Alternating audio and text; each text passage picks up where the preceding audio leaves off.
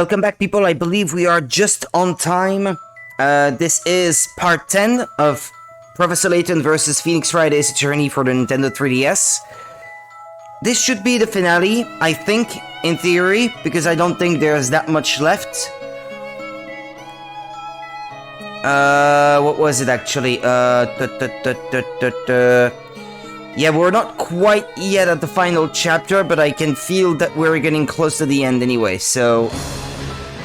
let's get started, I say. And see what the storyteller has in store. Well, I did say 7, Monica, so... yeah. Dinner was good, yeah, dinner was good.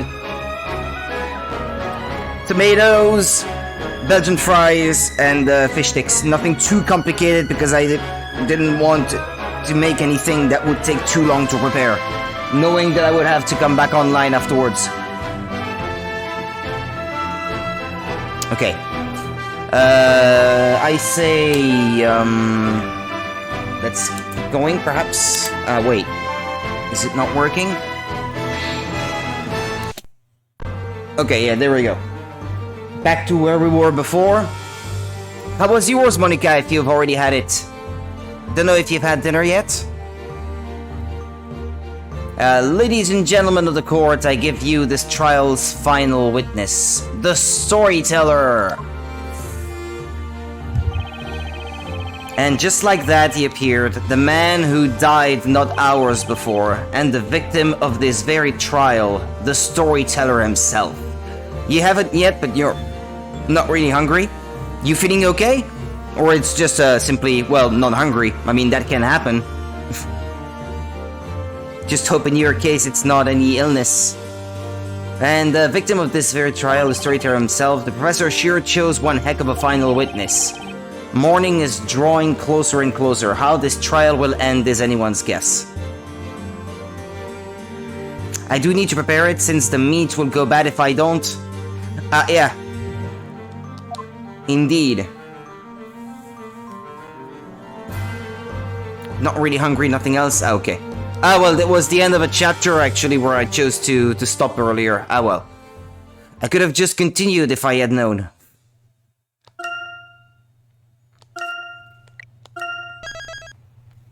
Ah, well, I guess this is the final chapter then, no?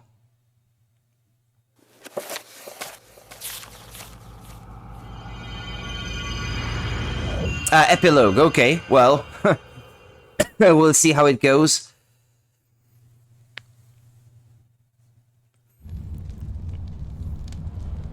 The man. The man himself, the storyteller. I don't quite know what to say. I am truly shocked to see the storyteller again, alive and well. This was unexpected by me too, as I did not plan to appear before you all again. I was convinced that you would all see the last of me at the parade. But this is the trial for your murder! And you are alive! Yeah, see, no one was killed, so let's call this whole thing off and never have witch trials again. Whoa, Maya, take it easy, we're still in court, remember? What's the point of this? The storyteller wasn't killed! Yeah, but if she is Bazilla, she still has to burn, though. Spilla would never do anything to harm her dad. Objection. If only it was as simple as that to end this trial. However, it is not, Miss Faye. But Professor! Search your memory, and you will know it to be true. You will know the reason why. The crime Miss Cantabella is accused of is not just murder. The purpose of the Witches' Court is to sentence the witches for what they are. Isn't that right, Mr. Storyteller? I fully intend to expose the true identity of Bazilla. And this would not be possible without you, Mr. Storyteller, on the witness stand. I see. And so you assumed the role of an Inquisitor just to lure me here? Be that as it may, the Inquisition still maintains that Ispella Cantabella is the Great Witch Bazilla. Dad! It's been a long time, Ispella. 4 years, in fact. You must have experienced many hardships living among the townsfolk. This daughter of mine never fits in with the others, no matter how hard she tries. No, it wasn't quite like that. There were people who supported me. Aunt Patty was very kind, and the customers who came to our bakery were nice to me. I'm happy to hear that. I wanted to watch over you ever since you left for the town. But in the end, I failed to do so. I had no idea of what was happening to you. I am very sorry, Isabella. Oh, Dad, you don't need to apologize to me for anything. It's me that owes you an apology. I was trying to hurt you. It was all my fault, not yours. There's no reason for you to blame yourself. Dad, I'm happy we got to talk. Isabella. You were so busy writing everyone's stories that we stopped talking to each other. Before it was different. You used to have time for me. Please forgive me. Why did it have to come to this? Mr. Storyteller, it's time to put everything in order now. The townsfolk and your daughter deserve to know the truth. The truth about yourself and the story.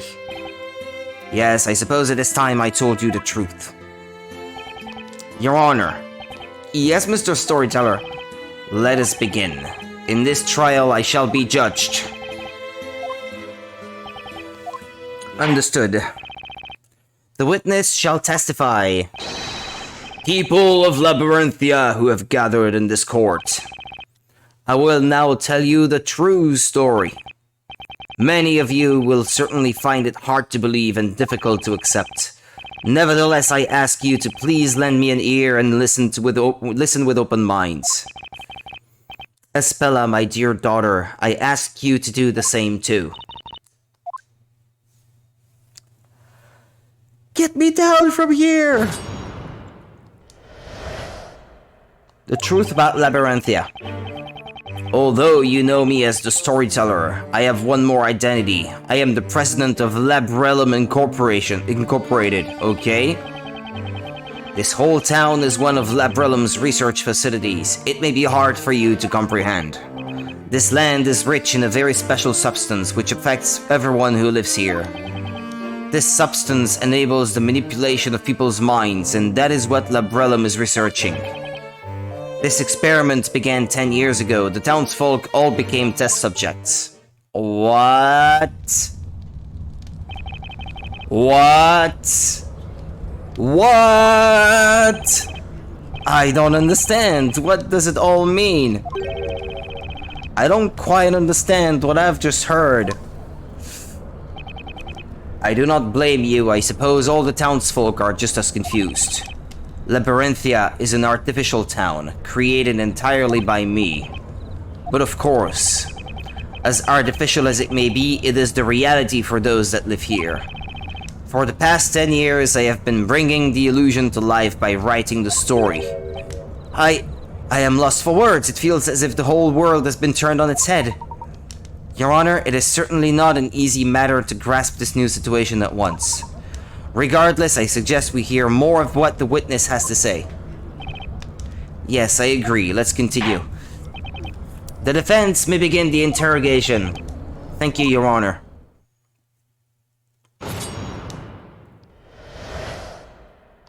The truth about Labyrinthia. Although you know me as the Storyteller, I have one more identity. I am the president of Labrellum Incorporated. Okay, let's press. Press. This is too much. I don't even know where to start. Labrellum Incorporated, that's a name I have heard before. It is a global pharmaceutical company with headquarters in England. Umbrella? Labrellum? Umbrella? Do you think? It's a Capcom game too. If my memory serves me right, it was founded by Arthur Cantabella. Indeed, that is my true name. Were you familiar with that, Mr. Wright? No. Sure, yeah, I've heard of Labrellum Incorporated, of course. Labrellum Incorporated is known for developing a completely harmless anesthetic about 20 years ago. It is now widely used in hospitals all around the world. The company is also working on various other plant-derived sedatives, revolutionizing medicine. Like Umbrella working with green and red plants. I suppose I shouldn't be surprised by your vast knowledge, Mr. Layton. That's irrelevant! That fact is just based on the real world we're from, not Labyrinthia. The real world, Mr. Wright? Then what would you call the world we are in now? Do you think this is a fantasy? No, that's not quite what I meant. Mr. Wright, I do not mean to be so rude as to presume I know what thoughts are running through your head. However, Labyrinthia is certainly not a place within a book or in the past. Labyrinthia is a part of the world we know. Huh? What? But how could a town like this exist in the real world? Do you think it's impossible? Why would that be? With enough money, I guess. Are you saying that everyone would know about an unusual town like this, if it existed? It's something like that. Anyway, it would be on a map at least. Is this the real life? Is this just fantasy? No, I'm afraid that cannot be so. Huh? This town is not marked on any map. It doesn't officially exist. I don't know the lyrics by heart, Marika, unfortunately. This town is not marked on any map. It doesn't officially exist. What do you mean? The answer is quite simple. This whole town is one of Labrillum's research facilities. It may be hard for you to comprehend. It's inside a facility? This whole town is a research facility? Yes, this whole area is a private property of Labrillum Incorporated. So they own all this land then? That is why Labyrinthia is not marked on any map and people from the outside cannot enter. So you're sequestering people and... We have taken measures to ensure that this town is not noticed by local residents. What measures are you talking about? Consider the fact that magic is supposed to exist in this town. Perhaps special mechanisms that were used to create magic also serve to conceal Labyrinthia. There are limits to what magic the Shades are capable of producing on their own, after all.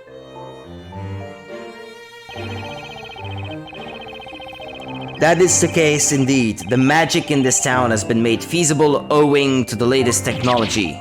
Technology? Tricks? I cannot believe this. But wait. If these people are real... I mean, the judge looks older than the storyteller, so he was born before, so he was not born in this town. What did they do? Did they, perform brainwashing on him to make him forget his life before this town, or, So many questions. Technology? Tricks? I cannot believe this. However, there is one question. There is no industry in Labyrinthia. How do you obtain necessary commodities? Very observant, aren't you? All commodities are regularly shipped in by sea. A young man once made his way here on a freighter and took Espela out of the town. That was Carmine Accidenti, a friend of mine. I see. But is something on this scale really possible? As you might suspect, it would be beyond the power of Labrillum Incorporated to keep a facility this size a secret for so long.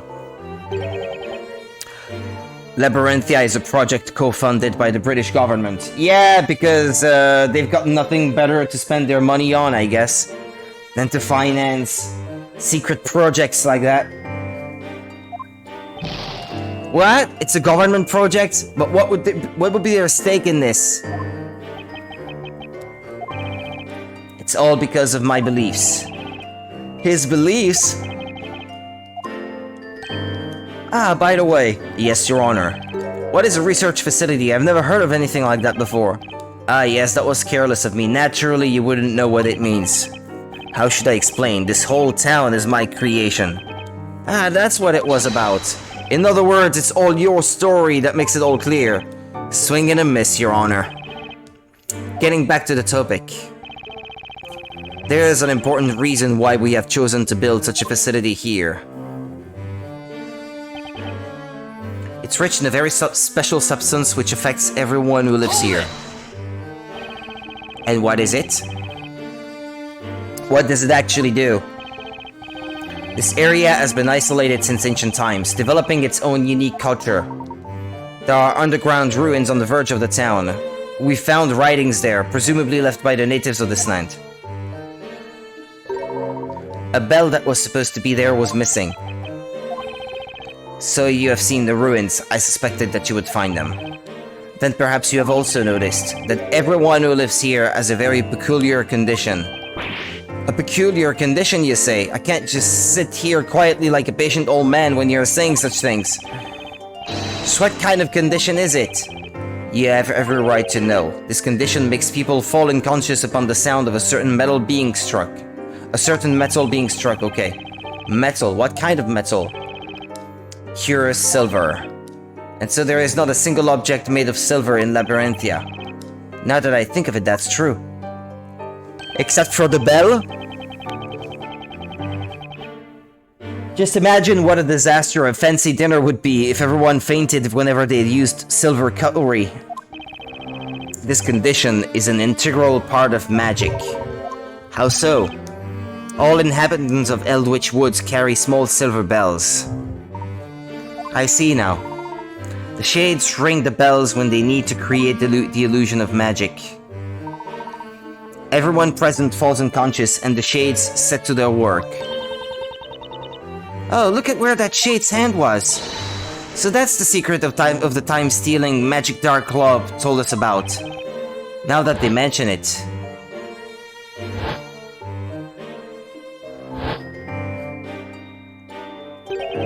Kira had a small bell with her when we saw her back at the marketplace. We have been researching this condition at Labrinum Incorporated, and finally we discovered its cause. It was the groundwater. Water causes it? The groundwater contains a certain unique substance found in the soil of in this area. So if you drink that water, you get this silver allergy thing. But of course we've been drinking it. It's impossible to live without water. Of course, that's why everyone who lives here has that condition. Oh dear! You needn't worry, this condition is harmless, especially as silver is unknown to the townsfolk. Something's still not quite right though. If the sound of silver bells makes people pass out, why don't the shades pass out too? Although the effect of the substance in the groundwater is powerful, it doesn't last long. The condition will vanish after a day or so without drinking that water. Huh, that's convenient. That substance's effects aren't limited to humans. It can also affect plants to a great extent. Plants are affected by it? Our research was focused on the plants rather than humans.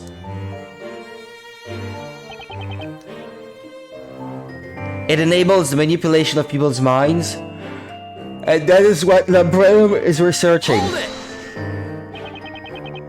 That sounds really scary. Just what is this about? The substance enters the groundwater, affecting organisms that consume it. People who drink it daily acquire that odd condition. They fall unconscious upon hearing the sound of silver metal. Yes, although the substance in the groundwater also has a tremendous effects on plants. Wildflowers in this area contain a certain poison. Upon my beard, poison? This poison doesn't harm the body, it has the effect of manipulating the mind. So it brainwashes people.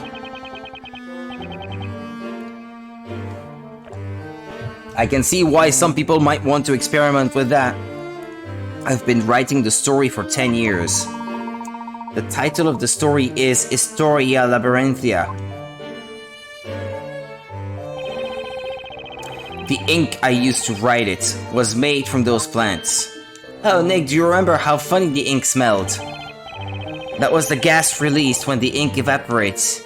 And that's where the trick is. What? Those that inhale the gas become extremely susceptible to suggestion. You mean brainwashing? They will believe anything they are told, or anything they read, however strange or unrealistic. It will be imprinted into their minds as the truth. So that was the true purpose of the parades.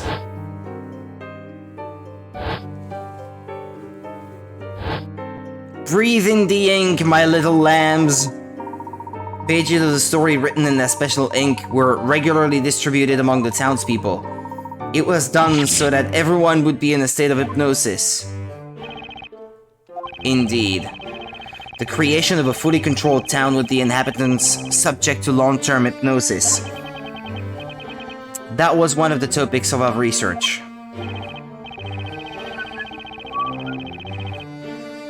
And the story that is written in the Historia Labyrinthia. You could call it the self-fulfilling prophecy realized through the Shade's work and the hypnotic effect of the ink vapors. Is that how it was all the time?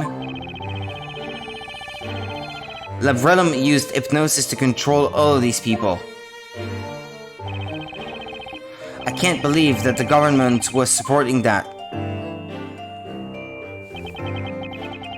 Okay, this experiment began 10 years ago. The townsfolk all became test subjects. All the people subjected to this experiment have been living here all this time?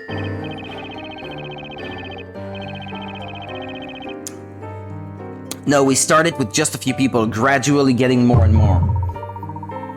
I must say that I am afraid of what the answer to this question might be, but where did these people come from? Yeah, I've been wondering that same thing. You haven't resorted to abduction by any chance, have you? Can't believe the government was behind all that. I can. I can too. Of course not. Every test subject signed a contract with Lavrellum. A contract to have their memories erased and be used like pawns in a story? The current inhabitants of this town have one thing in common. They were all dissatisfied with their lives and wanted to start anew, forgetting about their mistakes, forsaking unwanted identities. There are more people like that out there than you might think. They have all agreed to participate in our research. But that's insane, yeah.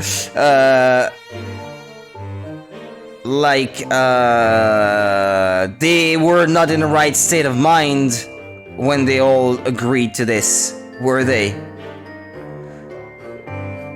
So is that even legal?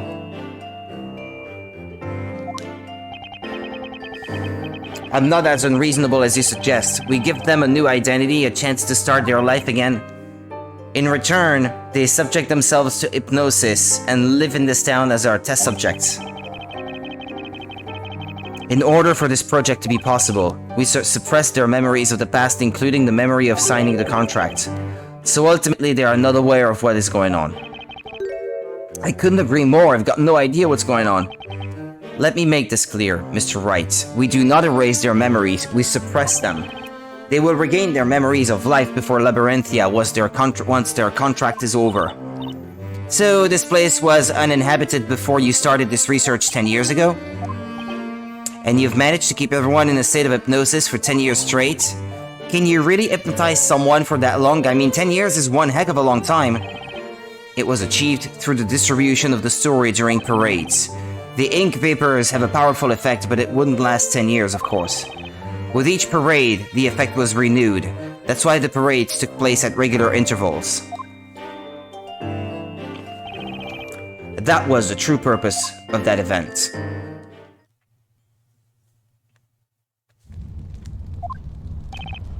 I have been born and raised here. It was a poor, small town with no industry to speak of that had fallen behind the times. Ever since I was a child, I had one friend that was especially close to me. He was a bright boy, curious about the world, but his name was Newton Belduc. Sir Newton Belduc? The alchemist? So they were childhood friends? The plot thickens. He had always been interested in the unique natural features of this land. There was really nothing here, but to us, this area was an exciting place worth exploring. And one day we made an astonishing discovery on the outskirts of the town. We stumbled upon the entrance of the underground caverns leading to the colossal ruins. Wow, look at that, Newton. This is so amazing. And this strange writing. I've never seen anything like it before. We found ancient writings in the ruins. Newton managed to decode some of them.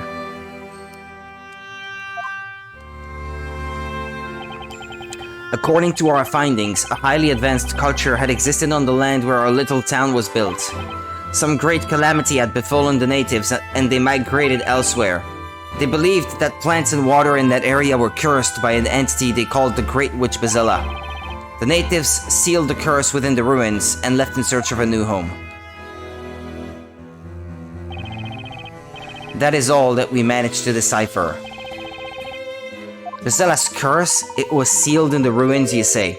Wouldn't that be the Bell of Ruin? The Bell of Ruin. Oh, that's the bell from the bell tower. I wonder why it's got an ominous name like that. Regrettably, we couldn't get any further information from the writings at that time. How did the tower appear in a sudden flash of lightning or something? Excuse me.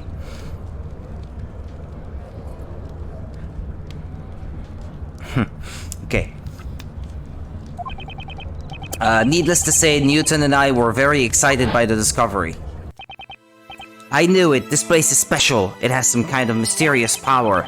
If we could find out what that is, our humble town would become famous. You know what? I'm going to do that. I will unravel the mystery of this place. And so Newton began studying the indigenous plants and substances dissolved in the groundwater. On the other hand, I studied economics and management at the university in London. I dreamed of bringing prosperity to this poor forgotten town. I wanted to change it for the better with my own hands. Meanwhile, Newton had succeeded at extracting a new anesthetic from the local plants. Was that the anesthetic which led to the foundation of Labrellum? Yes, it was a huge success for Labrellum Incorporated. And before we knew it, we were making a fortune. We wanted the whole world to hear about our hometown. Alas, fate was not kind to us, as we never realized that dream. Everyone in our town had died. All the townspeople perished. Huh? Just what on earth happened to them? That does not matter anymore. I disagree.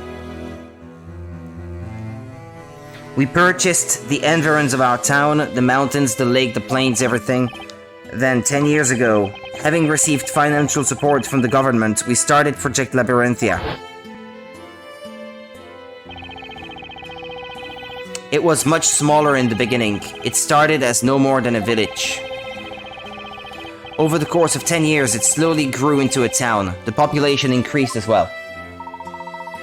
More people were signing the contract with Labrellum, slowly increasing the number of inhabitants, correct? Yes, they would sign the contract, be hypnotized, and assign the role, and then be introduced to the world of the story.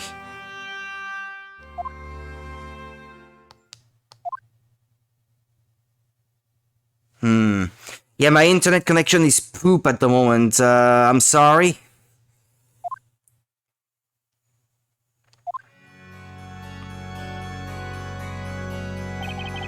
I have spoken at length. Thank you for patiently listening to my tale. Bazilla is the name of a witch from an ancient legend that we read about in the ruins. It is a fictional character, she does not exist. But then magic and witches! Magic is just an illusion, and there are no witches. Alright, so it was all fake. That doesn't make it much better.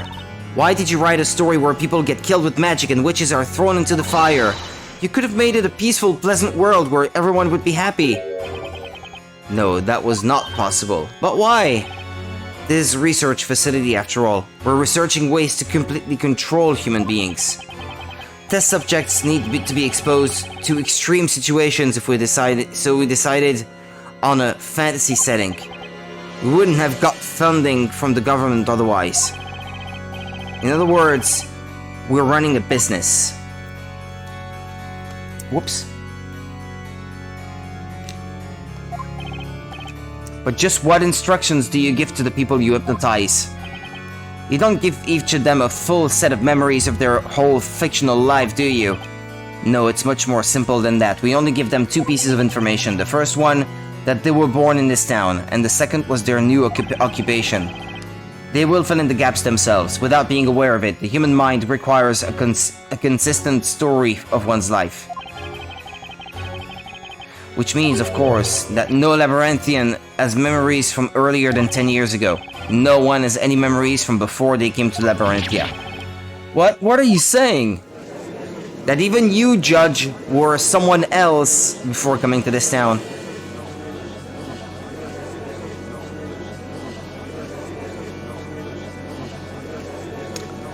Forgive me, that's all one big lie. I am who I am. But can you remember your childhood? I can't. That's true. I can't remember even my parents. No way, I can't recall my own mother's face. As you can hear, no one can remember their real past. There are no exceptions. Huh? Wait a second. No exceptions? I smell a contradiction here.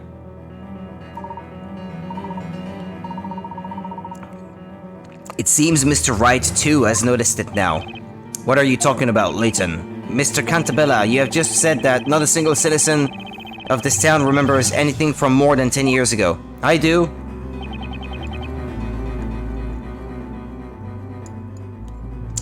Yes, as that is the truth. Now that's a strange assertion, especially coming from you. What? What do you mean? Or you remember? There is one person in this town who remembers what happened more than 10 years ago. That cannot be. It is impossible.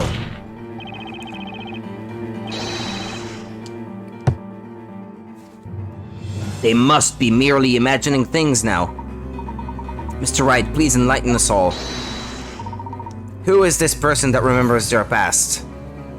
So, you were born here, your name is insert name here, and you're a guard. Alright, next!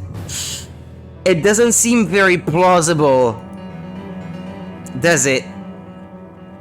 At least I don't think so myself. Take that! Precisely, Mr. Wright. That person is none other than Espella Cantabella. What? That's impossible. It's true, Dad! I remember it clearly as it happened yesterday, the legendary fire. No, that's impossible. That's just your imagination, Espella. No, it's not. I couldn't remember it before, but it all came back to me because I'm Bazilla. No, Espella, there are no witches. That fire was just a bad dream.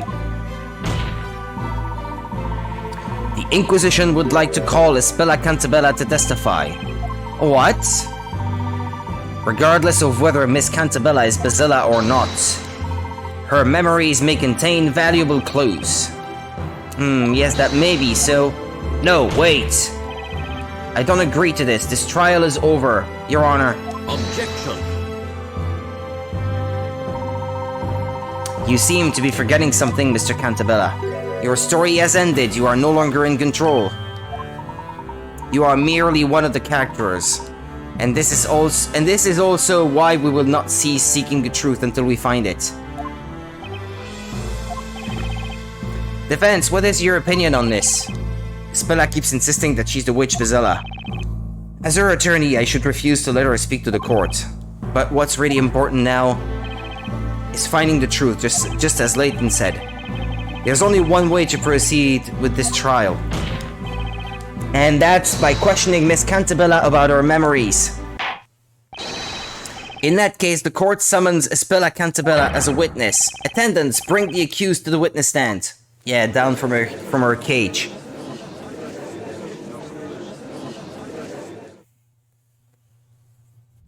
Well, there she is. Now, witness, testify about your memories of the legendary fire. Yes, my lord.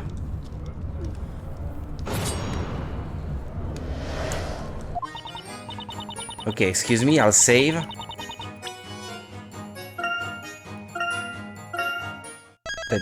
Dun.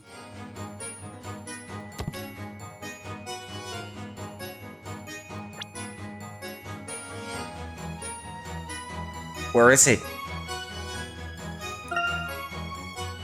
No. No, this I just did.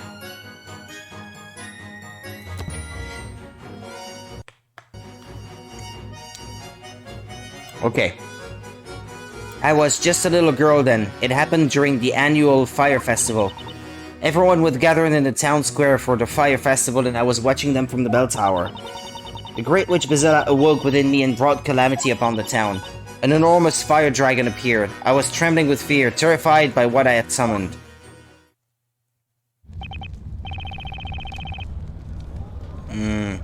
Witness what you have told us. Wasn't a bad dream or a fairy tale, but what you actually experienced?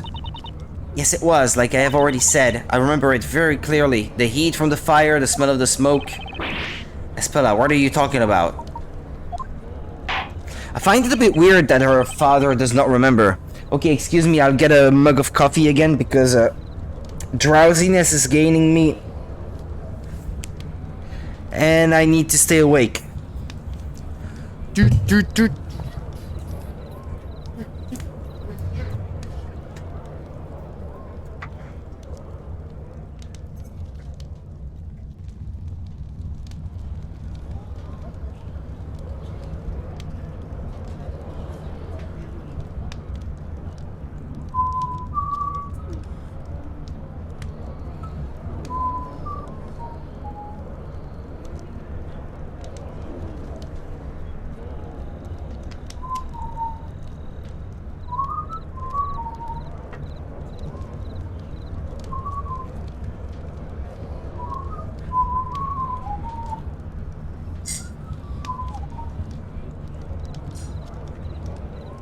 But magic isn't real, though. Yep. Is this the real life? Is this just fantasy? The defense may cross-examine the witness. Thank you, Your Honor. Was there really a huge fire that destroyed the town? And what about Bazilla? Is she even real? The answers are in Espella's testimony.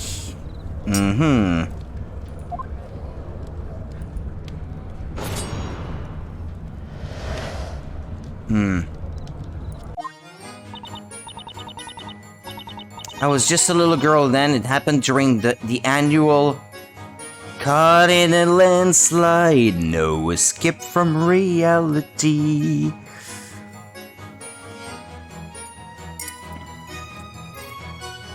I was just a little girl then.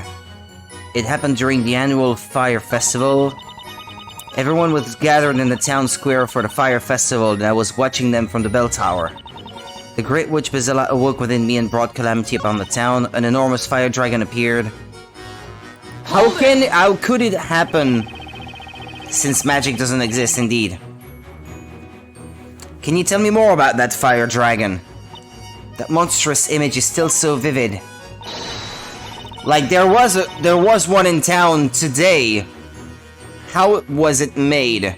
The one that we saw eating the storyteller. I mean, that last one might have been the same. And she says so herself there, it looks just like the one that attacked Dad this evening. I've done something terrible again. It's my favorite Queen song, so I can pretty much sing the whole song no problem. I wouldn't say that I have one single favorite. I have so many that I absolutely love, this one being one of them. But usually this is not the kind that I sing to because I can't do them justice like Freddy could. So it's tough singing exactly like him, so usually I don't even attempt it. Then you are sure that the fire dragon you saw more than 10 years ago and the one summoned this evening were exactly the same. I like almost all their songs, but I love that one. Yeah, Killer Queen is probably one that you will usually hum to or some stuff like that. When I'm by myself, anyway. Hang on! Is something wrong, Mr. Cantabella?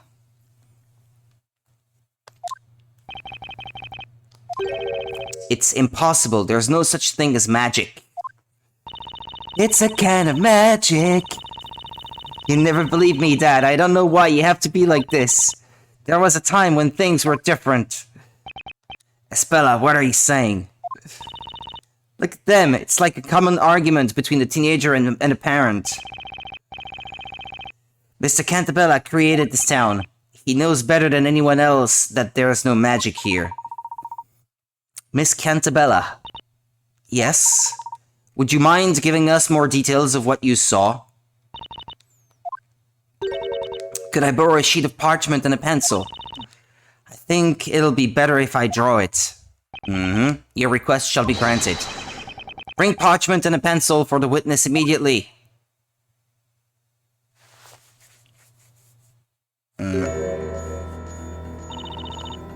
This is it. This is the fire dragon that I saw that night. I only caught a glimpse of it, but it was real.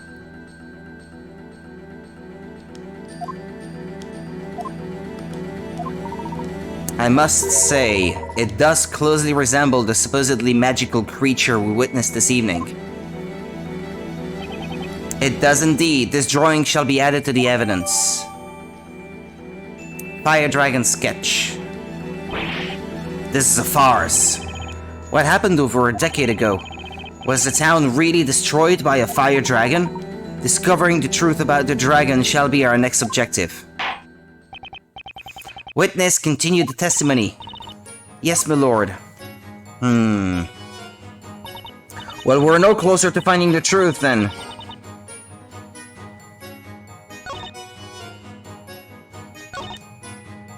Yeah, she awoke within you. Do you remember casting a spell? I cannot remember. Okay, I reacted. Hang on! You look upset, Mr. Cantabella. Pardon me, did you want something?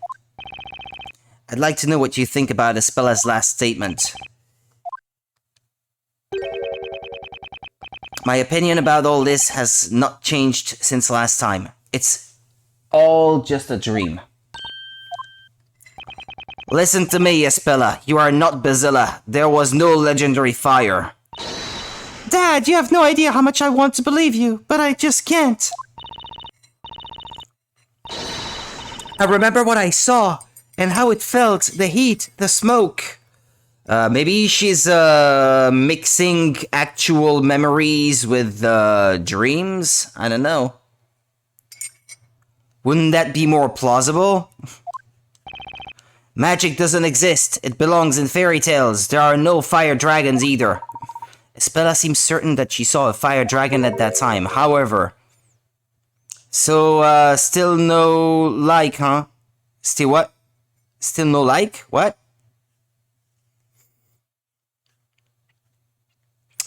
However, as long as we do not have any evidence... Luke... Still no Luke. Okay. Yeah, no, we don't know where he is. What's he doing, meanwhile? I don't know. Do I have any relevant evidence? Anything that could demonstrate that the fire dragon Espella saw as a child was real? Do I?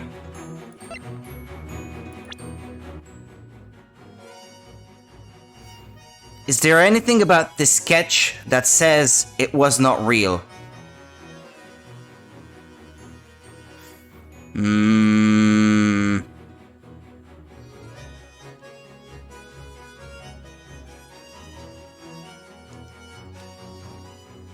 Huh. I have no idea.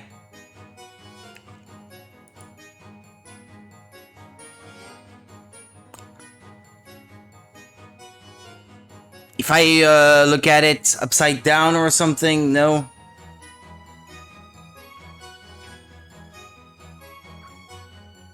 Or is there the outline of something else hidden in the middle?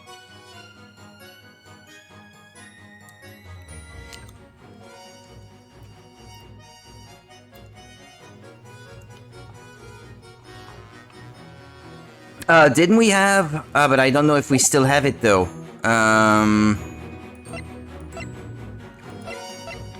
I know we don't.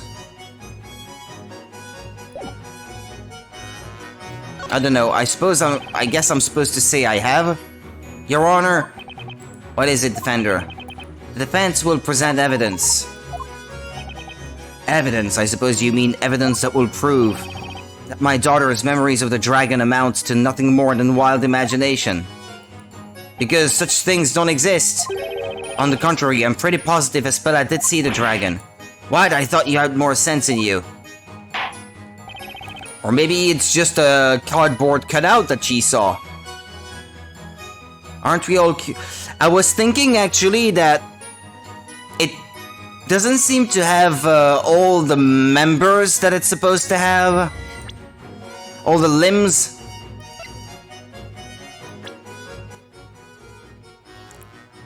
Like, it's got only two legs? I don't know. Does that count as a dragon, then?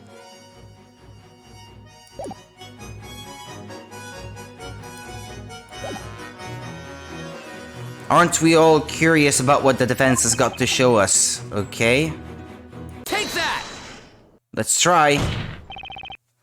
It is, of course, Espella's drawing of the dragon, although I don't know where this is going. Kids tend to exaggerate experiences. Yeah, there's that too.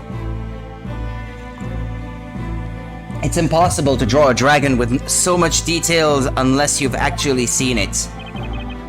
And memories when they are... Hassy? What?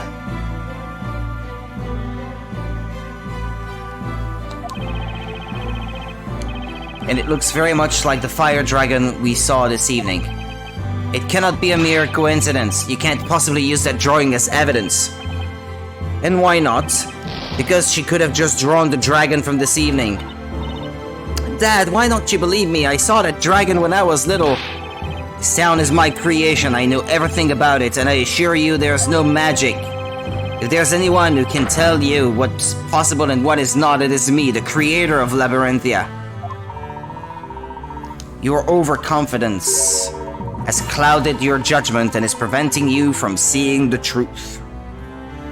Tell the truth!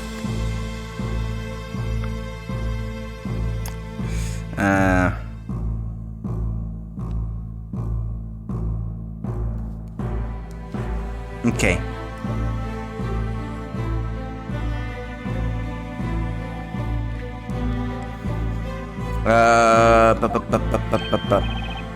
What do you mean? In order to see what is really there, you need to reject biased assumptions and keep an open mind. You are overlooking certain facts precisely because you are the creator of this town. It's nothing short of insanity.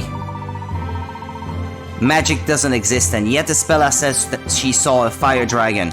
It seems like a contradiction, but perhaps it is not. Mr. Wright, yes? The solution to this mystery is out there. We just need to find it. Do you suppose you know where it is? Magic doesn't exist. Espella saw a fire dragon. Where is the evidence that bridges the gap between the two?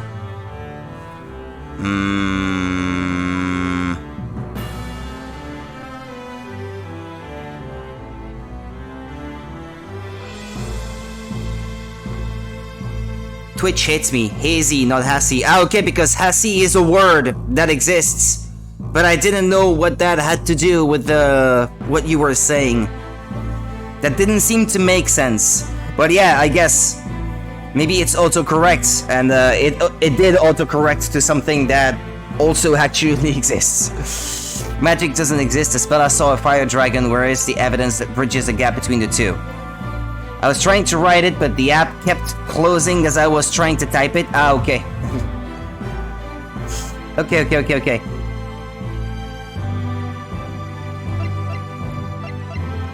In the belfry. The cult record. It's the town itself. I'm gonna risk it. It's the town itself. Espella was watching the town burn at that time. She says she saw an enormous fire dragon. Now, if you put the two together, I think our best guess is that the dragon she saw was this town itself. This town? In other words, Espella saw a dragon's shape looming over the burning town. How absurd. That's mere speculation. But don't we have a picture of the town that we can use somewhere for comparison? I will not dispute that, however, it is entirely possible to test our theory. What? And how would you go about doing that? It is all quite simple, Mr. Storyteller. We will now go to the belfry. Maybe we'll find that fire dragon there.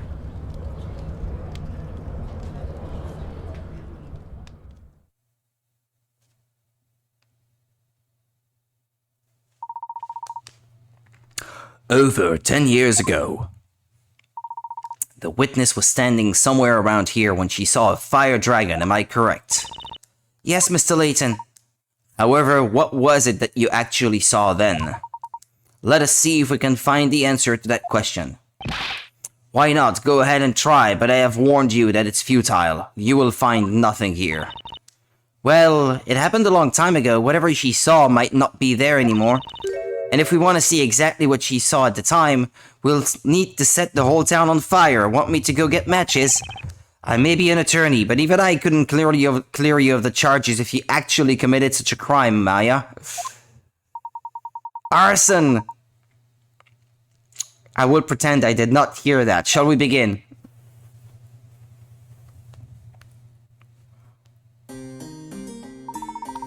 Let us look for the fire dragon. We can see the whole town from here. Look in every direction for something that would resemble Miss Cantabella's drawing.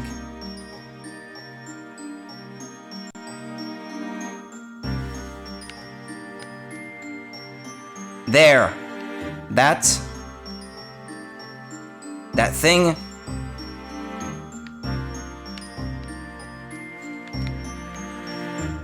Or maybe it's the alignment of it, no?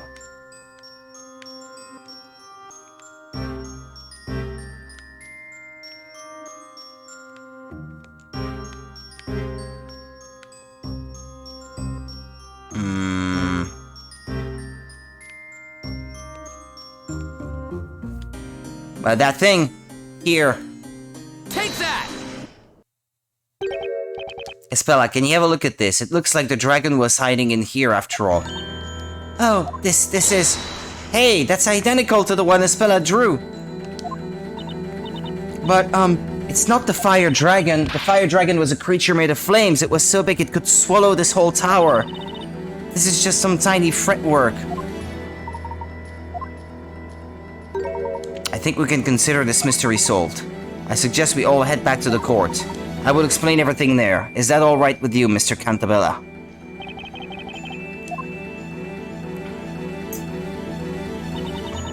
What's gotten into Mr. Cantabella? He looks paler than you do with a cold. I have no idea. Let's follow the others back to the courtroom.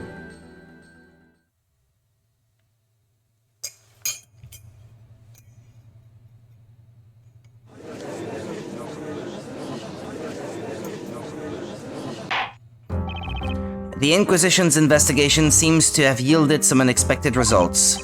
But can someone explain them to me? Your Honor, the Inquisition will interpret the results of its investigation.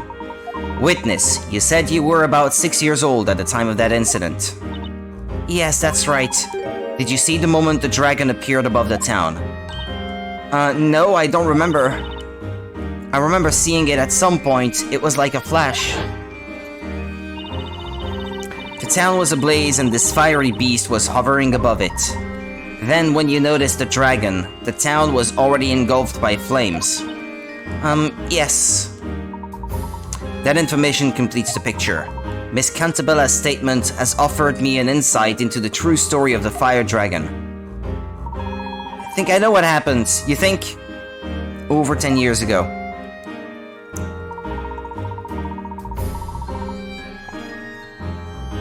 Miss Cantabella was in the belfry, unconscious. What events led to this? Perhaps we will discover that in due course. And her dad is trying to cover that up?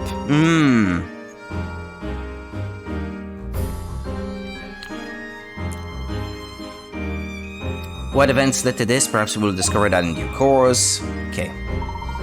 When she awoke, the whole town was on fire. Having inhaled much smoke, she was still dazed.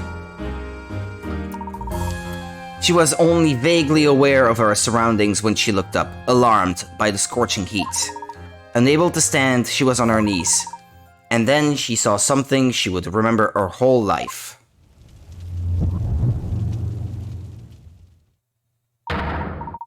She saw a terrifying fire dragon attacking the town. She saw it through the fretwork in the balustrade. The shape of a dragon against the backdrop of the town being swallowed up by flames became imprinted in our memory. That is the truth about the fire dragon. This is what I have deduced.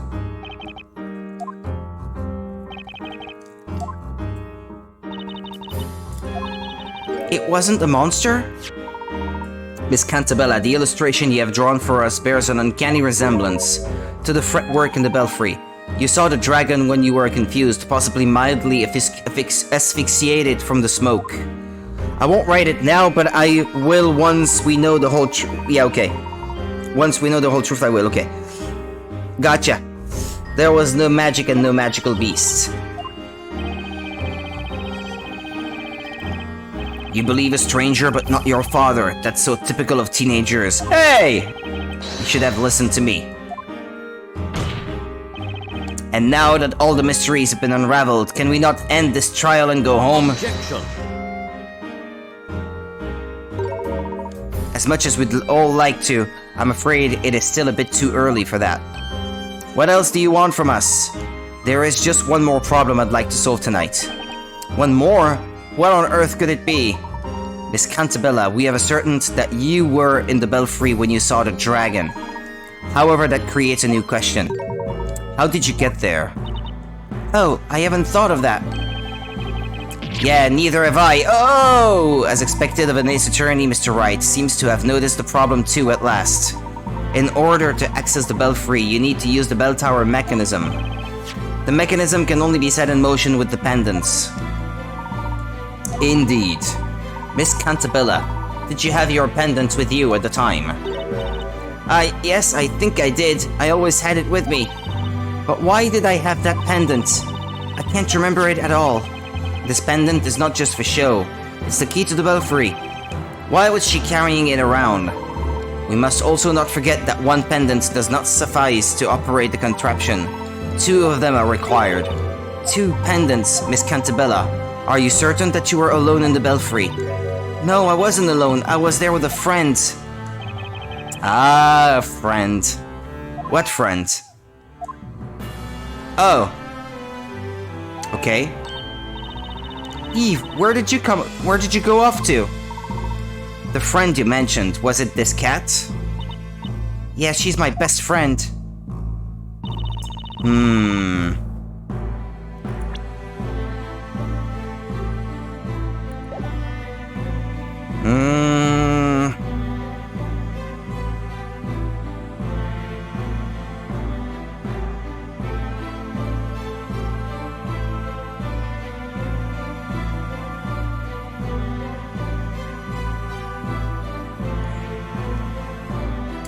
Doubt. We've always been together. Without Eve, I would have been so lonely. That kitty is always appearing out of nowhere to keep Bella company. Of course she does. After all, Basila is always accompanied by a black cat. Her dad's created false memories for her. I suppose so, yeah. To make her believe in that magical fantasy world, I suppose. What you saw from the bell tower when you were little was so terrifying that even an adult would have been scarred for life. The town burned in front of your eyes. You thought you saw a fire dragon. You see, your memories have been twisted by the horrors you saw. What do you mean? The dragon you saw wasn't real, and I suspect that the friend who was with you in the bell tower might not have been that cat. No, it was her. It was Eve, my only friend. Miss Cantabella, the pendant needed to access the belfry is too large for a cat. Are you following? If Eve was with you, it would have been impossible for you to enter the belfry. Ah! Wait! Inquisitor, where is all this going?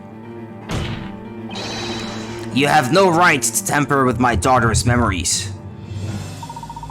You are right, of course. However, neither do you. Nor should you attempt to cover up the truth. No, you're wrong. He was my only friend. Ooh, you make me live. Think about that day again, Miss Cantabella. You went to the top of that bell tower with a friend who also had a pendant. Well then, why don't we have the defense present some evidence? Can you prove that someone was with Miss Cantabella in the belfry that day? If so, I'd very much like to see the evidence. What? Why me? It was the professor's idea.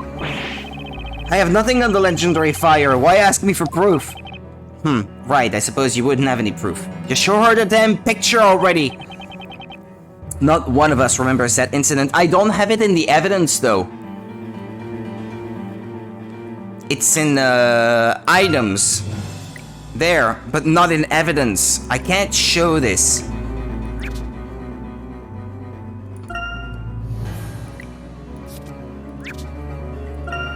Hold on, I'll save everything I've done. Yeah, of course, I know. But Phoenix, I just mean that Phoenix couldn't at this point. But yeah, Layton is the one who should. Not one of us remembers that incident. I've had enough of this, Your Honor. You have no grounds to continue this trial. Well, we appear to have reached a dead end. There is nothing else for us to do. Objection.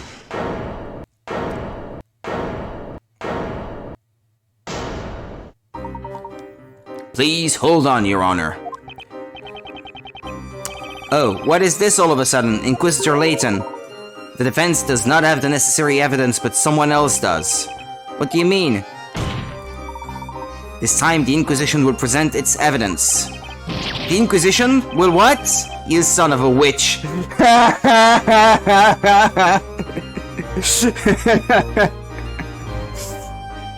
Gotta keep that Peggy 10 or Peggy 7 rating, I guess. Son of a witch. I find that funny. What's the Peggy rating of this game?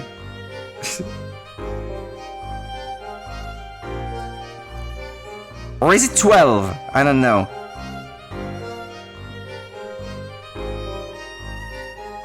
Ah, it's 12! Oh. Peggy 12. You son of a witch. This is what you wanted from the very start, isn't it? We did not like that. Not my mother, you monster. Well, in that case, the Inquisition shall present evidence that somebody was with Miss Cantabella in the bell tower when she saw the fire dragon. Oh, okay, so he has these pieces of evidence then. Have a look. Have a look. Oh, okay. He says that. Have a look. He doesn't say, take that. He says, have a look. This is the proof. This photograph shows Miss Cantabella with a friend. Golly, this is the finest illustration I have ever seen. Yeah, a photograph. He's never seen a photograph, I guess. It's a photograph. It looks as if it were a reflection of the real world on paper. Tell me, who created this exquisite work of art? Well, Your Honor, I understand you are fascinated, but let us focus on what this picture shows. This picture was found in the Storyteller's Tower. Mr. Cantabella, we have taken the liberty of borrowing it for this trial. It's enough to look away for a second and you already caused trouble.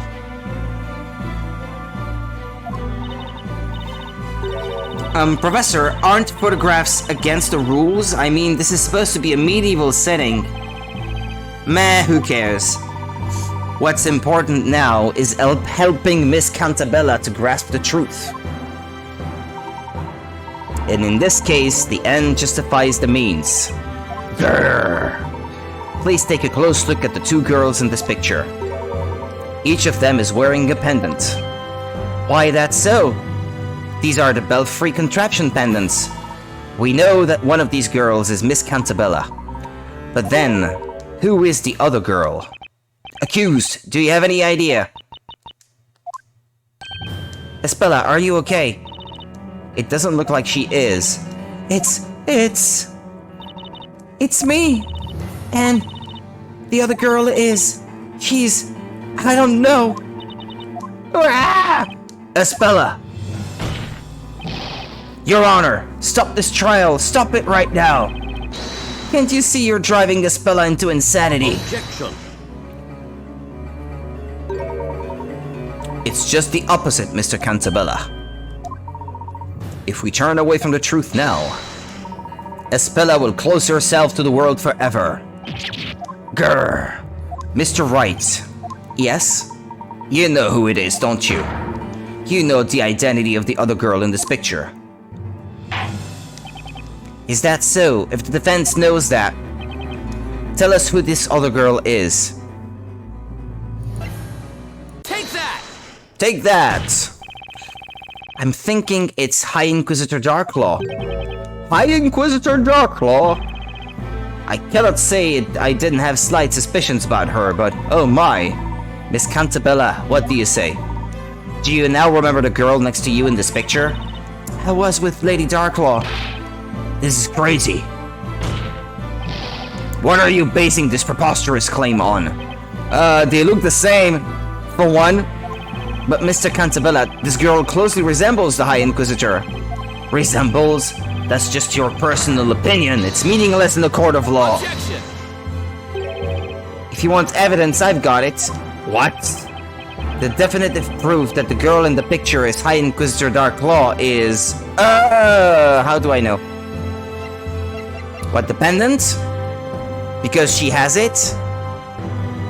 Yeah, the pendant, I guess. Take that! Yeah. And this is the proof that it was the High Inquisitor. The pendants needed for that contraption in the bell tower. I have Miss Darklaw's testimony here.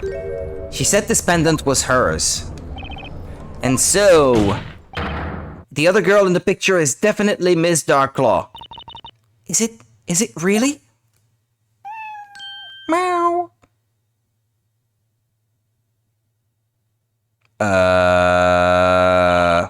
Eve, where are you going?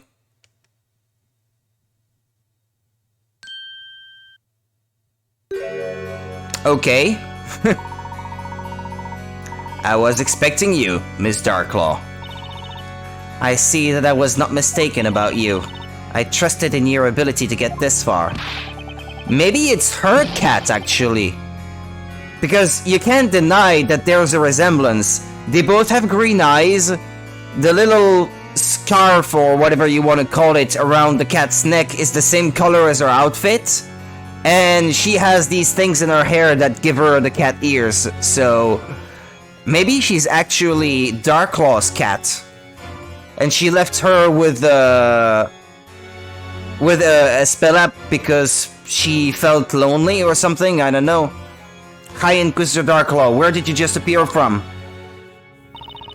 Does your memory not serve you well, Your Honor? You know what I am. I can disappear at will anytime I wish to. So, storyteller, everything has worked out just as you had written, oh, revered creator of Labyrinthia. Darklaw. Lady Darklaw.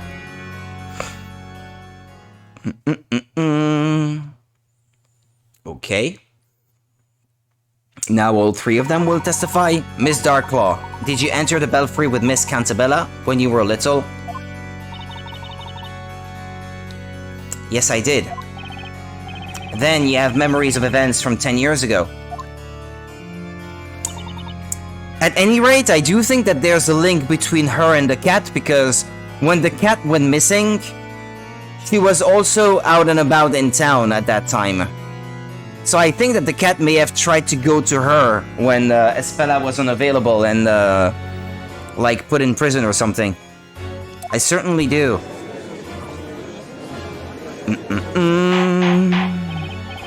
Order! Order! Order in the court! Lady Darklaw, you were with me? Your memories have been suppressed by that man. But I was with Eve. Eve, huh? Eve the Black Cat? Yes, she has always been my dear friend. She was by my side on that day too. What a bizarre coincidence. Darklaw isn't my real name. What? Then what is your real name, Eve? It's Eve. What? What? You are Eve?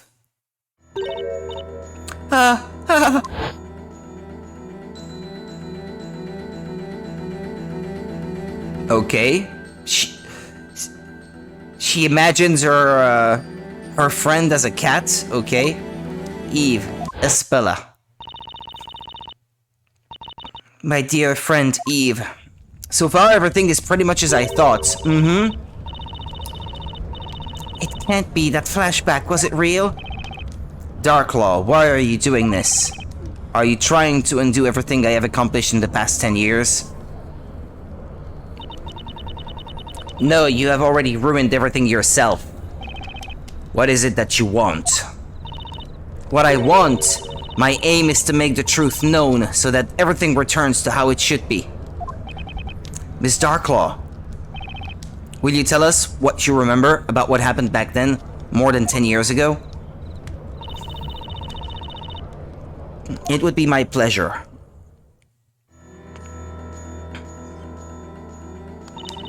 It was the day of the Fire Festival. The Fire Festival. Espella and I went up the bell tower. The wind was strong that day. When the sun had set, the festival began. It's true that the whole town burned down that day. The fire consumed buildings and people, turning them into ashes. We were the only survivors. We stayed in the belfry while the world below us was being eaten up by hungry flames.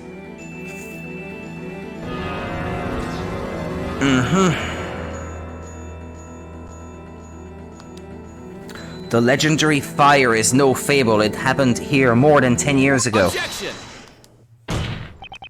There are no such things as magic and fire dragons, so how could a whole town be destroyed in just one night? A kid playing with matches? I don't know. That's something I'd like to know as well, even if we assume the celebratory fires got out of control. Oh god, okay, I guess I forgot to think about people. That's dark as hell. Yeah! It still is. I kinda get the Peggy 12 rating then. Surely the whole town wouldn't have perished like that. Now it all makes sense. That was the missing piece of this puzzle. What do you mean, Professor? I can imagine now what transpired that night. What happened in the belfry and what caused the legendary fire. We have all the clues we need. If the Inquisition has evidence to show us, I'd very much like to see it. What caused it?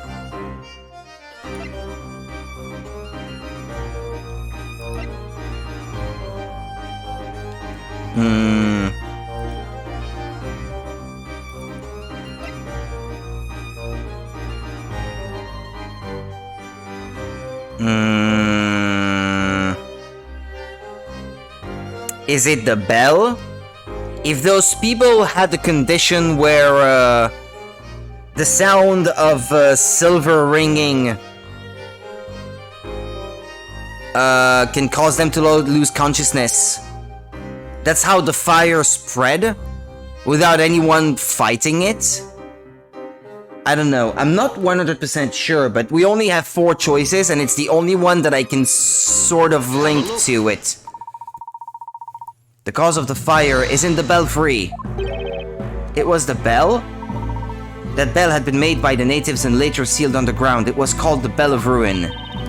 Bell of Ruin? By the way, why does this bell have such an ominous name? Could it be because it's made of pure silver? Pure silver? Exactly. Mr. Cantabella has told us earlier that everyone who lives here has a very peculiar condition.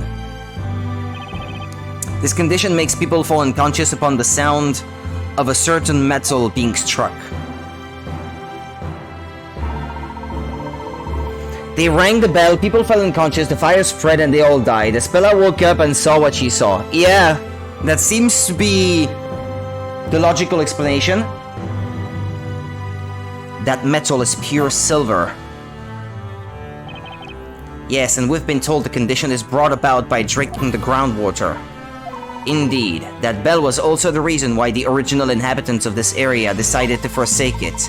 It seems that the Bell of Ruin caused a devastating disaster. It's exactly as I thought. God, that is dark as hell. To those who have gained entry into the sanctum, heed our words. You must not ring the Bell of Ruin.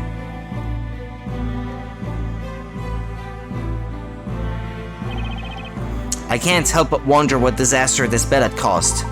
An enormous bell made of pure silver, and the locals with their peculiar condition, it's not too hard to imagine what happened. It was probably the same calamity as the one that happened over 10 years ago. And that is, well, what disaster happened to this town before Labyrinthia was built? Ah! The legendary fire. Now, let us contemplate the following scenario. What would happen if the Bell of Ruin were sounded during the Fire Festival? Oh, everyone who heard it would fall unconscious. As it was an annual festival, all the townspeople were assembled in the town square. Oh dear. Therefore, on the night of the Fire Festival over 10 years ago, all the residents instantly lost consciousness when the bell was struck. Oh no! Had it been even just slightly windy that day, the fires lit for the Great Witch Basila would have gone out of control, and they would spread throughout the town with no one left to stop them. Because everyone was unconscious. Exactly, that also includes the 2 girls who were in the belfry. Fire festival and a windy day, jeez. Espela and I, you were the closest to the source of the sound, so it was inevitable. When you recovered consciousness, it was already too late. The town had been swallowed by flames, as if a fire dragon had come to burn it. That was a calamity caused by the bell. Calamity? You say here that the cause of calamity is the Great Witch Basila. That night in this very town, Basila was more than a mythical persona. Basila. She's losing it again. Why is that?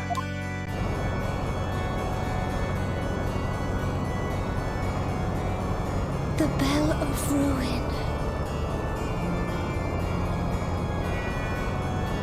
Basila!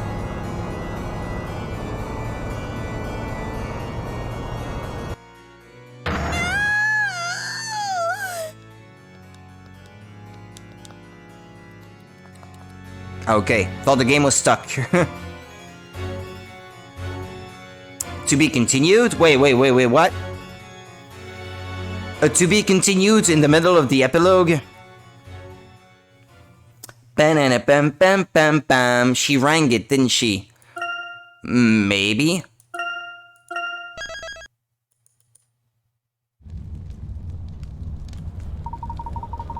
Mr. Cantabella, I would like to apologize for putting too much pressure on your daughter. Only your words can bring her back from the brink of madness. Let her hear the truth from her own father. All according to your plan, Layton. You've driven Espela into a corner in order to push me to the wall. I had no other choice. Espela, please listen to me. She's gone. Off with the pixies. You haven't done anything wrong. You didn't cause that accident. You have suffered so much thinking that you were Basila. I must take the blame for that. That's why it broke her, and why her dad had to suppress her memories. I guess so, yeah. To protect her. You, Mr. Cantabella? I sacrificed everything to make up for what I've done. But all I managed to do was inflict more pain upon others. Is that not so, Darklaw? Now that you are willing to talk, Mr. Cantabella, would you mind telling us your story, yours as well as Espela's and Miss Darklaw's? Very well. Very well. This story too began when I was a young lad. When Newton and I were still youth, full of dreams and hope. As you already know, we discovered the underground ruins, and deep within them lay that accursed bell. The Bell of Ruin. At the time, we still lacked the knowledge to decipher any of the writings we found there. This bell is magnificent. It's bound to make the most beautiful sound. I have an idea. Why don't you make this make this bell the symbol of our town? How do you propose to do that? Let's build a bell tower for it, then we can ring it on special occasions. That's not a bad idea. Then it's settled. When we grow up, let's do it. Okay, just don't forget about it. Stupid. The two of us chose different paths in life. I studied management in London, while Newton devoted himself to the study of the natural sciences. And then you made a fortune following the invention of the new anesthetic. We both got married around that time, and each of us had a daughter. That actually reminds me a little bit of Zero Escape. There's that pharmaceutical company that invented an anesthetic, and that's their flagship product or something, and they're the evil organization in the story. You mean Espella was born shortly after your company gained funding? That's right. We eventually returned to our hometown and set about realizing our childhood dream. Having built the bell tower in the middle of the town square, we retrieved the bell itself from the underground ruins. We aspired to make it a symbol of prosperity for this unindustrialized town. The bell was to be officially displayed during the annual Fire Festival. It would be rung in the morning following the night of celebration. Pardon the interruption, but at the time, were you aware of the meaning behind the bell's name? Obviously we were not. Thinking back to my ignorance at the time, a chill now runs down my spine. Newton and I went to the bell tower the day before the festival. Only one more day to go. We've waited a long time for this. That we have. This town will no longer be the same after tomorrow. The bell weighed so much that ringing it was not easy. We tackled that problem by constructing a special mechanism which we installed in the belfry. Daddy, I want to hear the bell. Can I make it ring? Daddy, please, let me ring it. Wait a minute. Does she have a British accent like that when she talks as an adult? I don't remember now. Espella, who was there with us, was utterly enchanted by the bell. She wasn't a bad child, but she was very stubborn and would rarely listen to me when she wanted something. I told her a story to try and convince her to leave the bell alone. Espella, listen carefully. You mustn't ring this bell. But why? Why can't I, Daddy? You know about Bezella, the witch. Uh-huh. She's an evil fire witch who uses magic to hurt people. If you ring this bell, Bezella will come out and possess you. Possess me? You mean I'll turn into Bezella? That's right, Espella. When Bezella possesses someone, she uses them to do terrible things. That's why you must never ring this bell, sweetheart. I understand, Daddy. There's a good girl.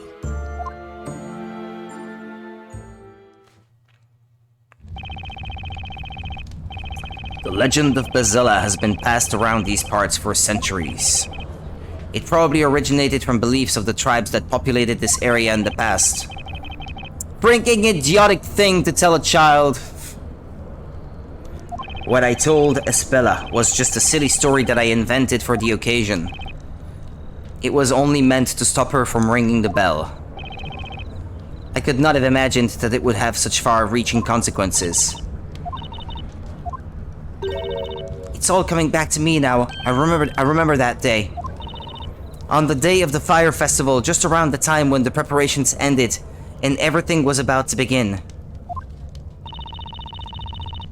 I sneaked out of our house. I took Mom's pendant with me. Your mother's pendant? Do you mean this one?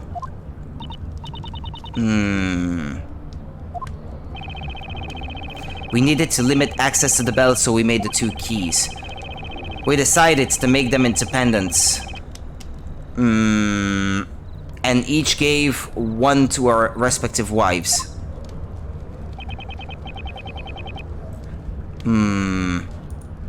Both are needed in order to access the belfry.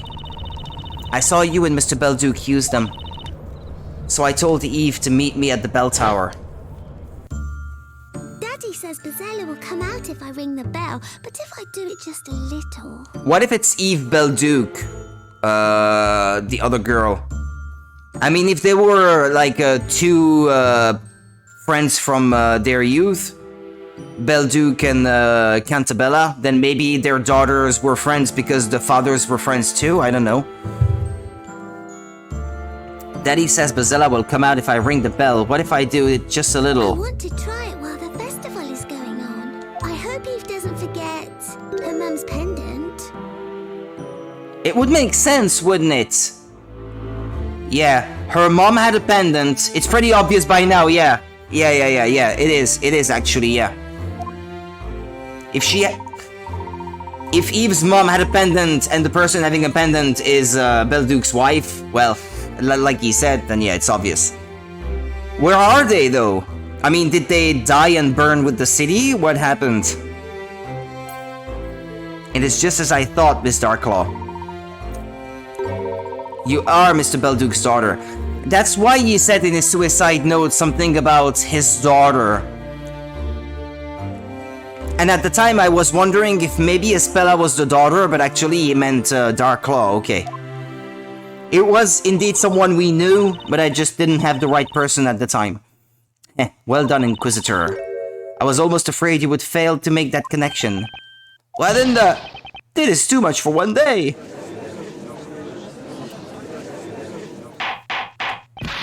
Order! Order in the court! Lady Darklaw, you mean to say that you're Sir Belduc's daughter? Yes. My real name is Eve Belduc. I'm the alchemist's daughter. Oh, well, there we go. This is unbelievable. I also sneaked out of my house that evening, clutching my mother's pendant in my hand. I did just as you asked me to do, did I not, Espella? Espella, my mum's going to be so angry if she notices I took the pendant. Don't worry so much. I just really want to ring that bell. I want to hear it.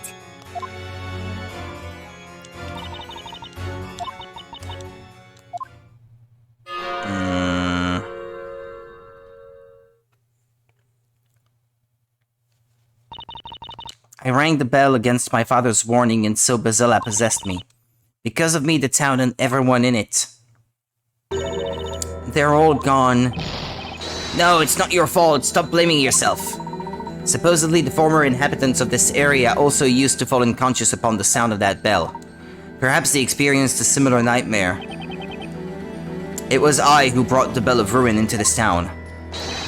The one to blame for this calamity is not some witch, it's me.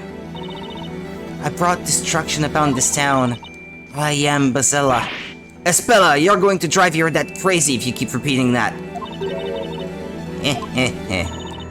Seeing you like this is giving me a strong feeling of déjà vu. Eve, how can you be so evil? Are you happy now? I'm afraid we're in the dark as regards Miss Darklaw's sense of déjà vu. Eve blames her, or her dad, perhaps both. Maybe? Only 4 people survived the fire. Only 4. The 2 dads and the 2 daughters, I guess. Espella and Eve, who were in the belfry.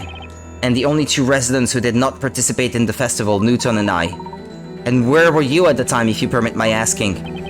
We were investigating those fateful ruins. That's why we didn't notice anything until it was too late. It was getting near the time at which we planned to ring the bell, so we headed towards the town. They were planning to ring it? Then we saw it. The town had been burned to ashes, the air shimmering from the heat. That's too awful for words. We searched for survivors, sick with anxiety. Eventually we found our daughters in the bell tower. In the morning,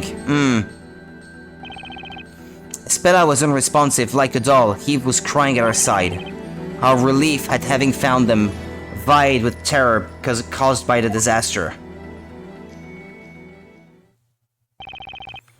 The worst night of my life ended, pierced with the first rays of sunshine.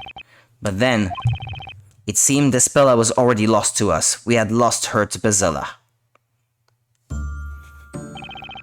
She wouldn't speak, eat, or even leave her room. She thought she was Bazella and that she had destroyed the town. I couldn't get that out of her head. What she saw from the bell tower must have been so terrifying, but it wasn't shock from what she had seen. My own words had put her in that state. Had I only not told her that stupid story. We had been grasping at straws, trying to find a way to save Espella's mind. But whatever we did, our eyes would remain impassive and empty. In the end, I came upon a certain idea that offered us a glimpse of hope. What was it? This suspense, it's too much for my aging heart. I believe I may know what it was. It was the only way to get through to little Espella. Inquisition, what are you talking about? What was Mr. Cantabella's idea for saving his daughter from the insanity? The first story? Have a look. We discovered this in Espella's room. The festival would have already ended. If they had rung it in the morning, they probably wouldn't have noticed the whole fainting for a while. But why did they need to ring it, though? And that is, it's a handmade picture book. The illustrations and handwriting are truly exquisite. That's the first story I wrote. I made it for Espella after that dreadful fire, not before they translated the text.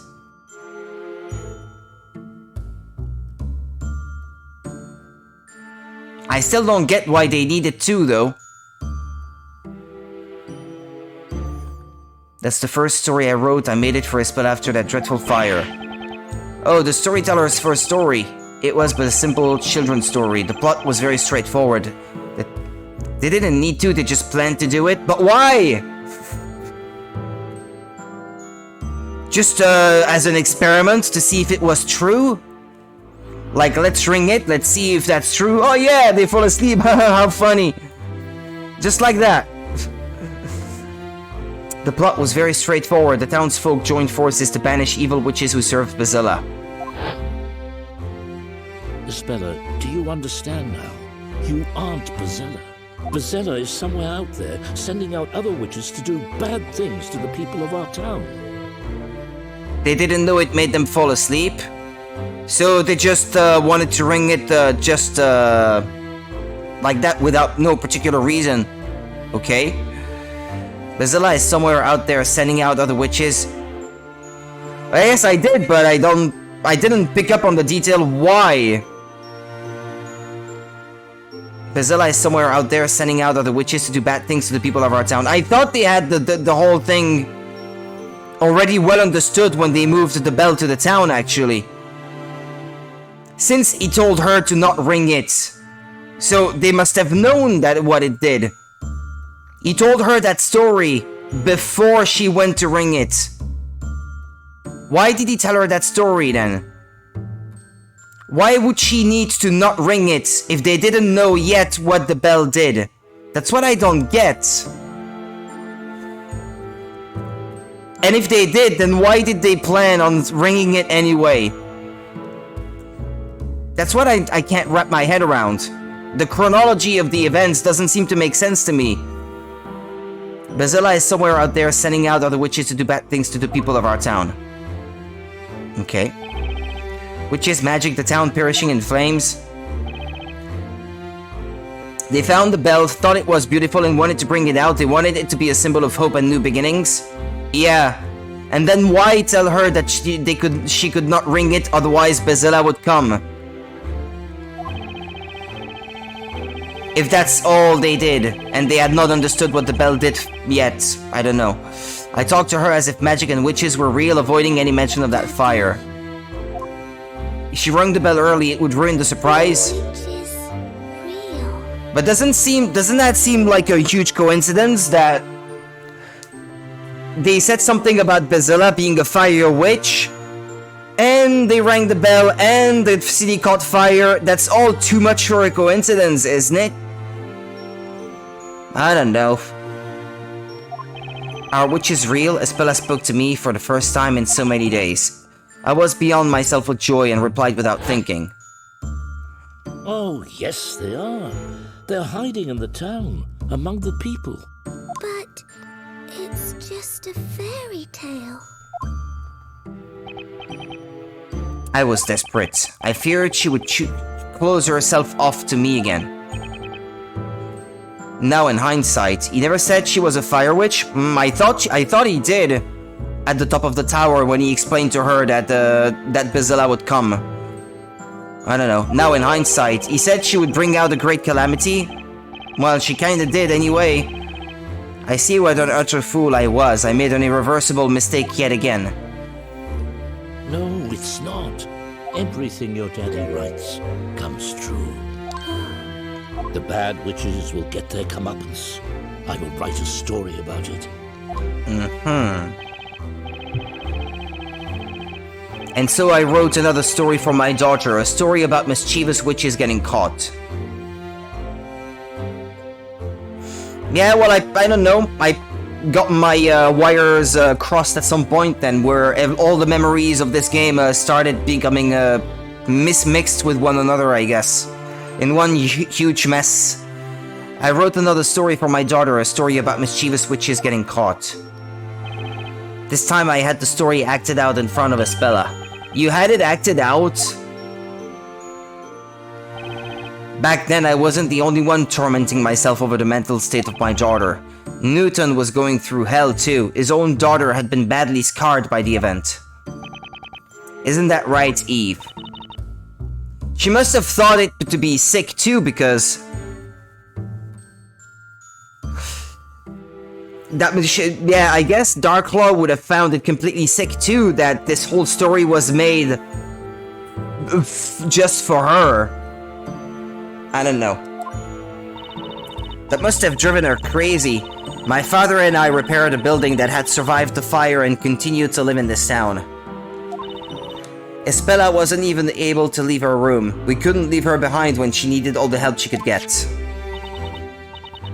Mr. Cantabella showed us this book one day. Then he made an unusual request of us. I'd like to make this story real. Would you be willing to help me do so? To our surprise, he was entirely serious, seeing that we gladly offered our help. A story about evil-doing witches getting caught and punished, and Bezella the source of them all. Paying attention, Espella? Witches got what they deserved, and peace has been restored to the town.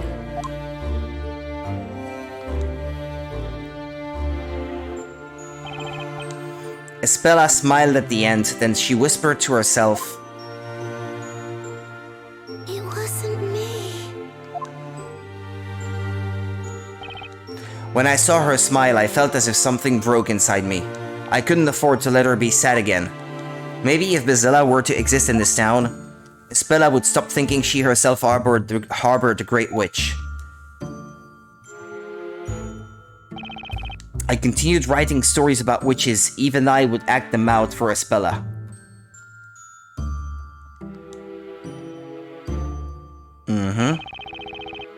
And gradually the number of characters in my stories increased. That was of course largely due to the ongoing reconstruction of the town. Okay, my internet is utter shit at the moment. Okay, is it sort of back to normal? No, it's not. How much reconstruction? It wasn't anything on a big scale. I simply paid people to move in and act out their roles. But I began to think that I would need more than that. The story had to be real. To make a lie seem true, you resorted to even more lies.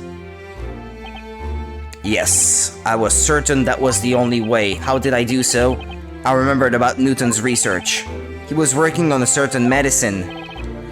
It was kind of a tranquilizer made from local plants that he was testing at the time. But it was difficult to put into practical use. The substance had a danger of causing unconsciousness and hypnosis.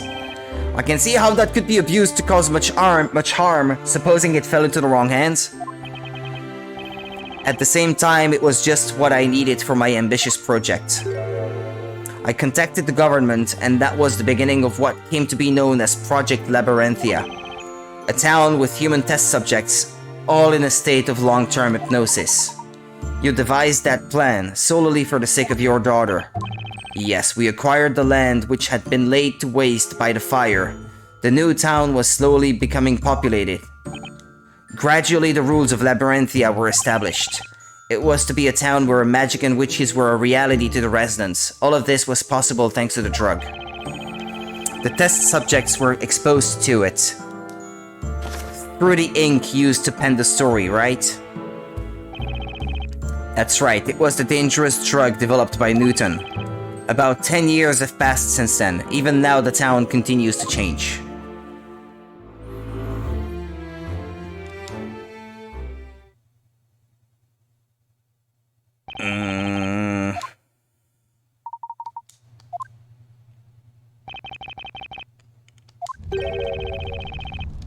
Project Labyrinthia. And all this was done for one girl. Espella was only able to be herself when she lived within my story. Oh, the irony of it. Only within a world in which Bezella was real could Espella's tragic memories be sealed. All this while, Eve was assisting me. I was the first shade. As soon as the story began, I disappeared from the scene.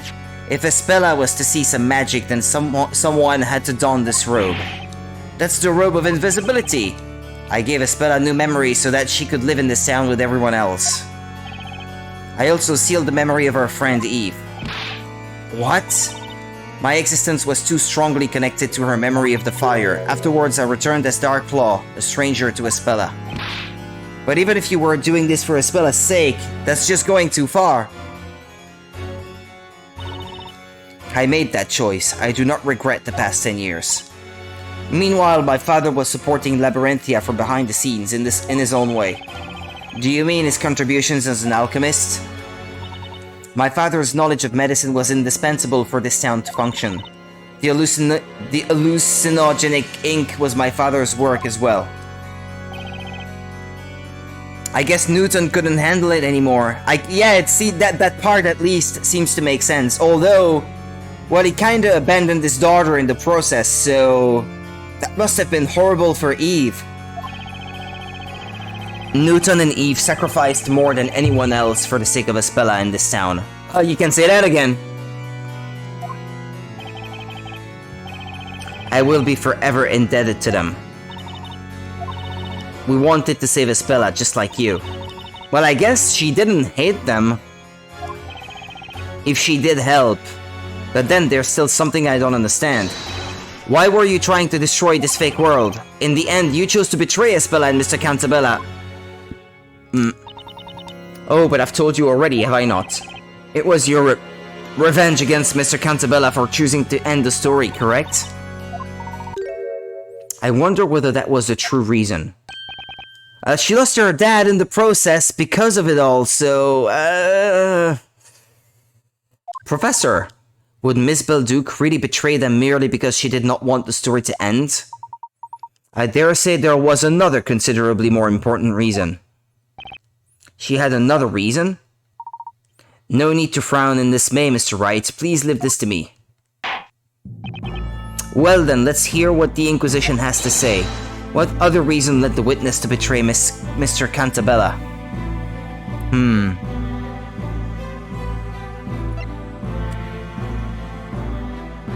Have a look. It's the only piece of evidence I have not presented yet, so... This letter was Miss Belduc's real motive. What is this? I think I've seen it before. That's the letter written by Mr. Belduc for Mr. Cantabella. It's also Mr. Belduc's suicide note. Hold on, I really need to use the restroom. I won't be long. It all started when her dad killed himself. Yeah, that seems to make sense indeed. She would have grown sick of it all. And then he chose to end the story. So, like, her father died, and if he ends the story, then it's all been for nothing. There's that, I guess.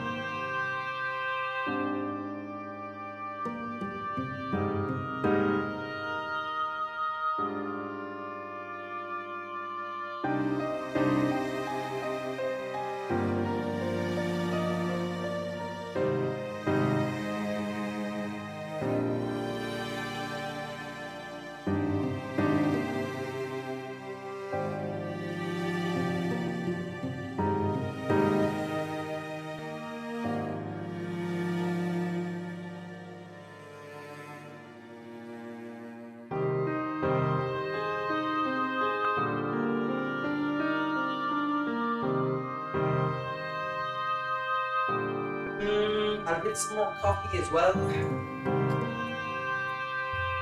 Same time.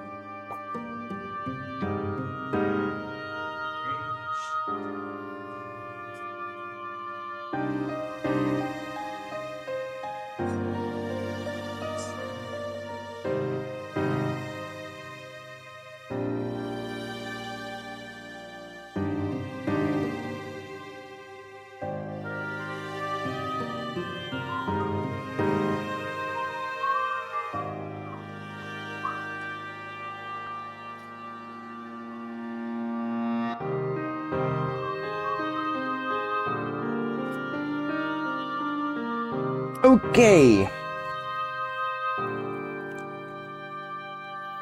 My dear friend, I hope you can forgive me for leaving this world of my own will. What I have done cannot be forgotten. I can never escape from it. Something was tormenting Mr. Belduc. It became too much for him to bear and drove him to suicide. These past 10 years, I thought Father was glad to be helping Cantabella. But little did I know, he was suffering terrible anguish all that time. Cantabella twisted the lives of so many people for the sake of his daughter. Was the story not but a glorified lie, stripping so many of what little happiness they had? All those years, Father was racked by a crushing sense of guilt. His agony culminated in the incident of 3 months ago. Mr. Belduc's death.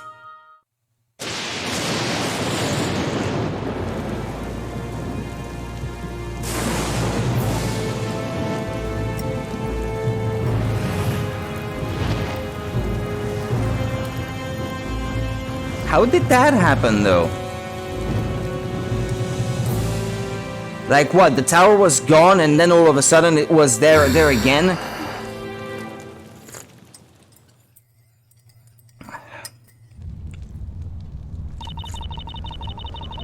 Before Labyrinthia was created, certain things had to be concealed in order to seal Espella's memories. Had she seen them, she would have remembered they were simply too dangerous to her.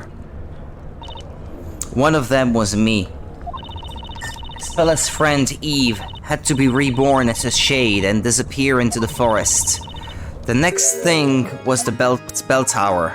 I see, had she seen it, it would have been certain to stir up those traumatic memories. Memories of the legendary fire. The only way to prevent that was to erase the bell tower from Labyrinthia. But how could you do that? Using the same method as with this robe. The robe of invisibility. In short, we covered up the tower with a huge robe. Although it wasn't as easy as it sounds. In other words, the bell tower had been there all this time. Only the townspeople couldn't see it, is that correct? Indeed. I don't know what to say. At any rate, the situation changed due to that lightning strike 3 months ago, did it not? It was a most unfortunate accident. The lightning set the bell tower's cover on fire. That cover was quickly consumed by flames, revealing that abominable bell tower. The beginning of all this, the Bell of Ruin appeared before us. 'Twas mockery of our efforts. That tower emerging from the flames must have seemed like a sign of divine anger to Mr. Belduc. A sign that no matter how you attempt to conceal your sins, the truth would eventually float up to the surface. Having realized this, Father chose death. He was such a kind-hearted man. I didn't have an inkling of what he had been going through. To him, the participation of Labyrinthia's people within this project was not voluntary. Even though they had themselves signed the contract, I believe he felt those people were being deceived. Father took his life because of you, Cantabella.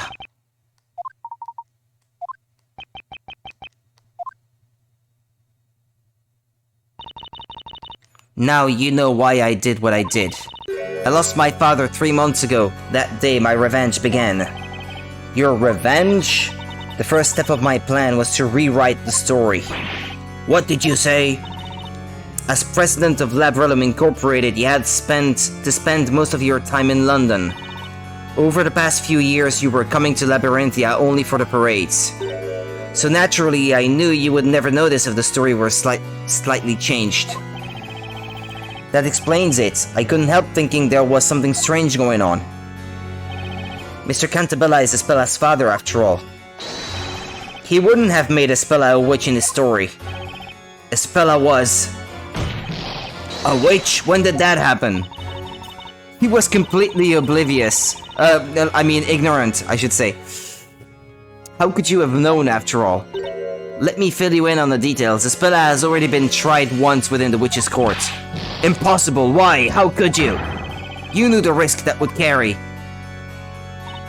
Look at you, what a fine author of that grand story you are. You left all the work in Labyrinthia to me. Meanwhile, you were making millions for yourself in London. What a pathetic excuse for a father. You didn't even notice that your precious little Espella was in such danger. Grrr. Miss Belduc, why did you do that to Espella? Do you even need to ask? I did it to unlock her memories. You mean, when the legendary fire took place, Espella was so traumatized that she closed herself off to the world. We were just little girls then. That tragic accident was too much for us to handle. That fictitious town was created as a facade to keep the truth away from Espella. But the weight of all these lies led my father to his suicide. Despite that, the person responsible for all this carried on as if nothing had happened. I couldn't forgive him. As Belduc's bereaved daughter, I had to have my revenge against both Cantabellas. Judge, this is the whole truth. Now you know the true identity of Basila. Objection.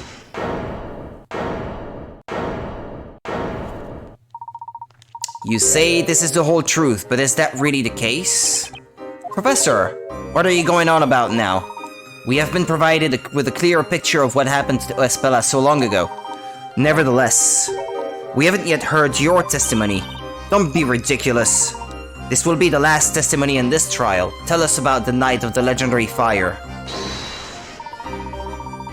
I request that you tell us your story. Who do you think you are, Inquisitor? I am merely one of the supporting characters within this tale. However, I am very much interested in the truth.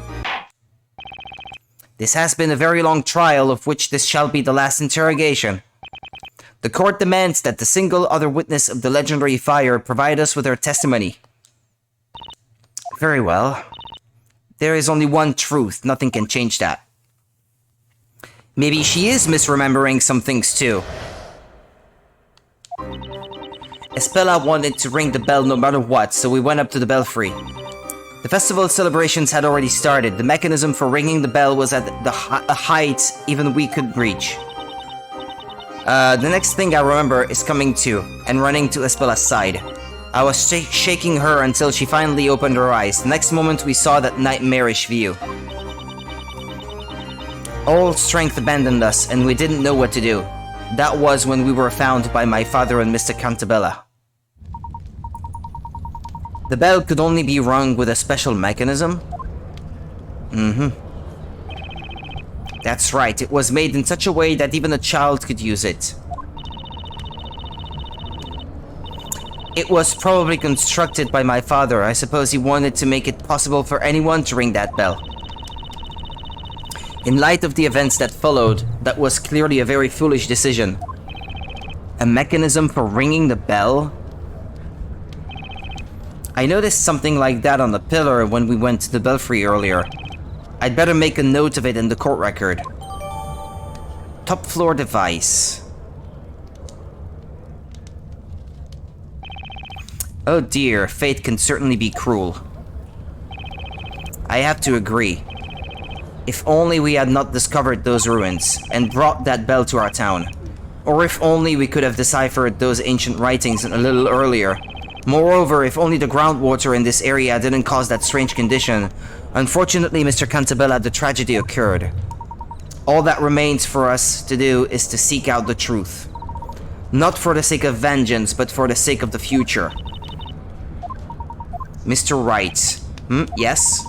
You have been fighting fiercely to uncover the truth.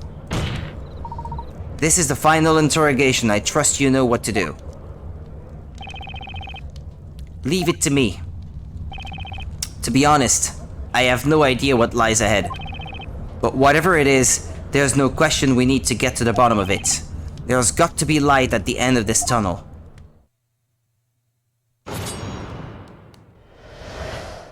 It's a glitch, actually. The image that shows on the touchscreen is not supposed to be there, I think. Festival celebrations had already started. The mechanism for ringing the bell was at a height even we could reach. The next thing I remember is coming to and running to Espella's side. I was shaking her until she finally opened her eyes. The next moment when we saw that nightmarish view, all strength abandoned us and we didn't know what to do. They were found by her father and Mr. Cantabella. You didn't leave the belfry until their arrival? Of course not. We were paralyzed with fear. It was an event so traumatizing it still haunts us. Espella fainted again when she saw the fire dragon. I was crying and wailing until our fathers found us. We went to the bell tower as it was a good vantage point. We weren't expecting to find our daughters there. Of course, neither suspected that at that point that the disaster had been caused by the Bell of Ruin.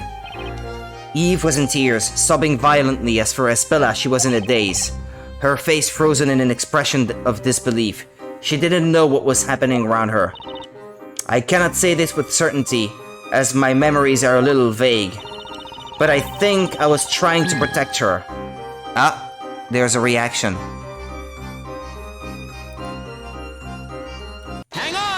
Hang on! Mr. Cantabella? I remember that very well, as if it happened yesterday.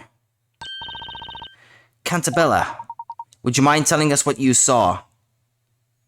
Eve!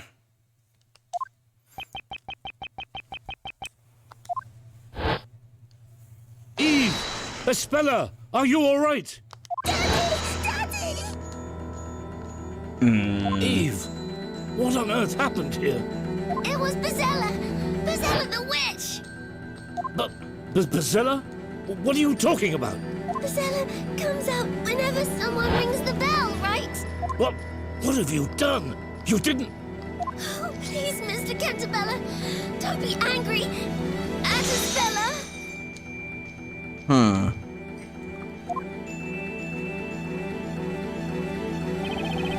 Eve said it was a most serious look on her...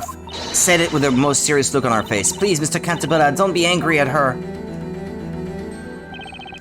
When she said that, I grasped the situation. I realized what had transpired in the belfry. And I thought to myself, I must protect these children. Eve. I'm so sorry, Eve. Espella. Espella, sweetie. Dad, please forgive me. You've done all this for me. Espella, you're with us again. All this for me? Well, well. At last it would appear we are one step away from the truth. Professor, you seem to already know what that truth is. Do I? That remains to be seen. Continue the interrogation and we shall all know soon enough. Very well, the court agrees with Inquisitor Layton. Witness, continue your testimony. As you wish. She wanted to ring the bell no matter what, so we went up to the belfry. Hold on. Festival celebration had already started. The mechanism for ringing the bell was at a height even we could reach. The next thing I remember is coming to and running to Espella's side. I was shaking her until she finally opened her eyes. Hold it! So what, she saw it?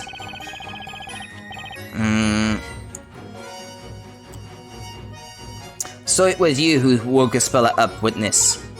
Yes, it was me. She was out cold, curled up on the floor until I shook her awake. As soon as she came to, she turned to look at the town, to that nightmarish view stretching out before us. Ah, there's a reaction. There's a reaction. Hold on. Ah. Hang on! Hang on. Excuse me, Espella. Espella, are you okay? Yes, everything's fine. I'm starting to wonder if really Espella was the one who did it. Maybe it was Eve after all. My apologies for bringing back such troubling memories. Actually, I haven't... hold on. Can I have a look at it? There it is, yeah. But this is... Yeah, okay, you can't really,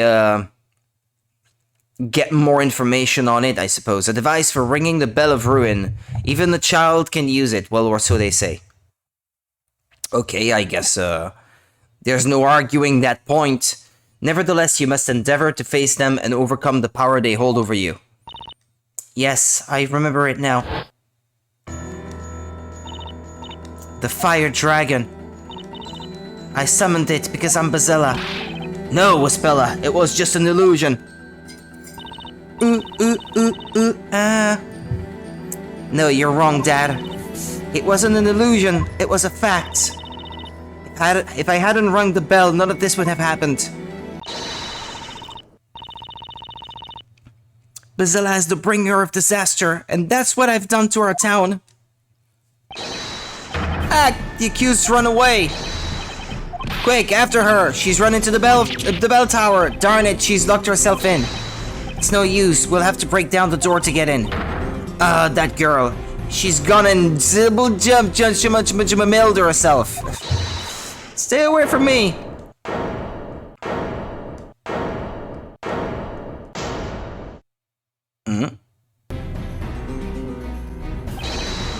Espella! Be careful, it's dangerous up there. Please, Espella, come down. I'm sorry, everyone. I have no right to be here anymore. Nick, Espella is going to do something crazy. I can see that, but what the heck can I do? Espella, please do not make any hasty decisions. Don't jump! Mr. Layton. The truth is close now. Be brave for a little while longer. The truth? As if it wasn't clear already. If I hadn't rung that bell, everything would have been fine. Objection!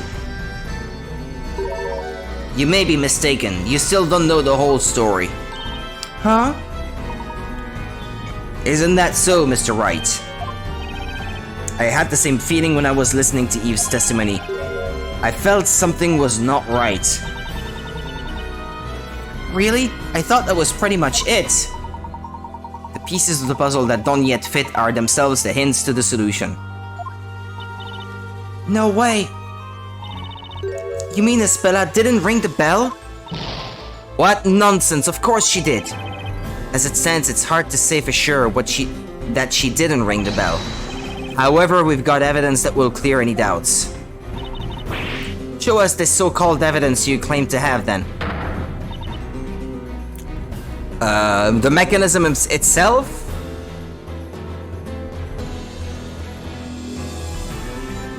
Take that! If it's not that, then I don't know what it is.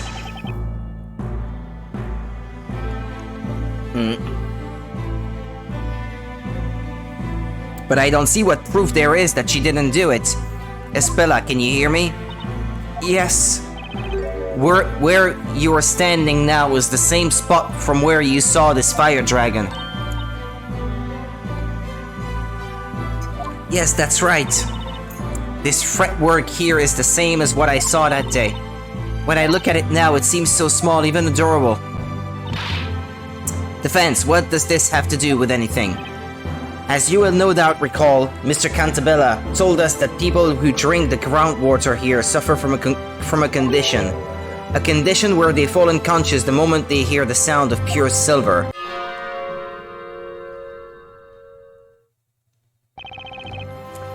After the bell sounded, you recovered consciousness sooner than Espella. You ran to her side and shook her awake.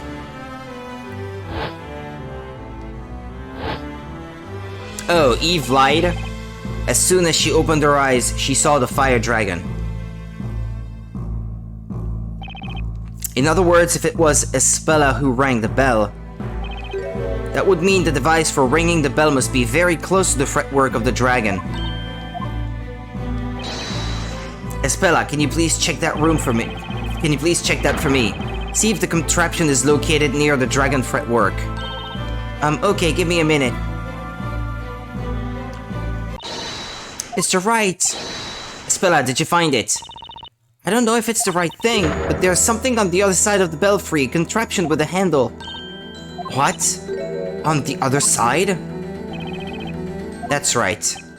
I figured there was something weird when we went up the bell tower. But I couldn't quite put my finger on it. No way! You see where I'm going with this, don't you, Miss Belduke?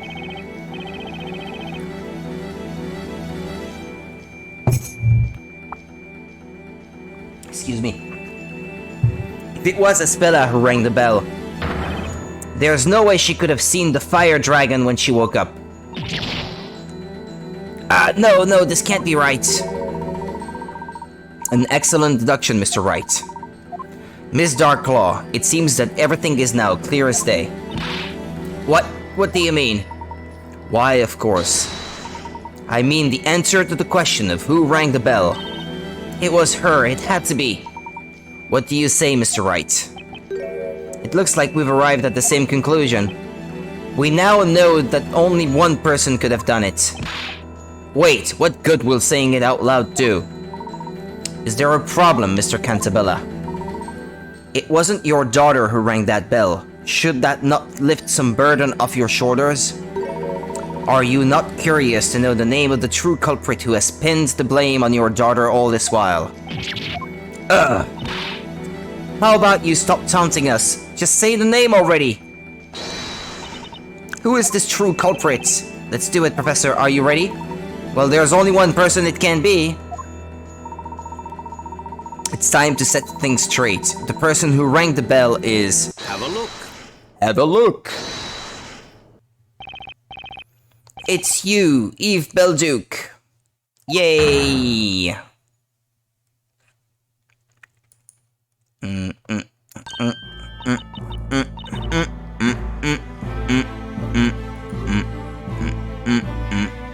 Me? But there were only the two of you in the belfry at the time. You know that better than anyone. And as it wasn't the Spella who rang the bell, it had to be you. Wonderful you. It had to be you. She lied to get out of trouble and somehow convinced herself it was a Spella. Yeah, I guess so. I mean, it wouldn't be unheard of. That she lied even to herself so much that she ended up believing her own lie. That's preposterous. It can't be true. Search your feelings, you know it to be true.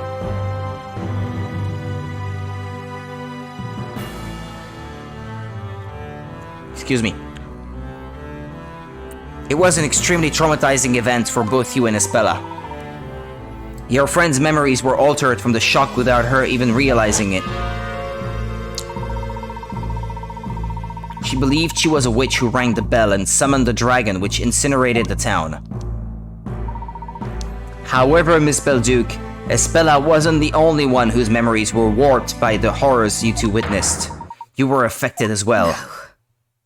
It makes more sense that she was affected too, actually. Espella, she rang the bell.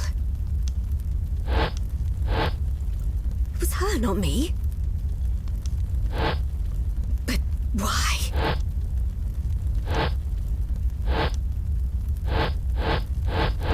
What are these flashbacks?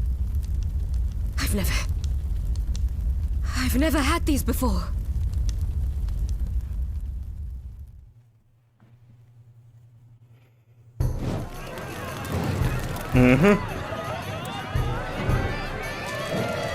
We get to see what happens.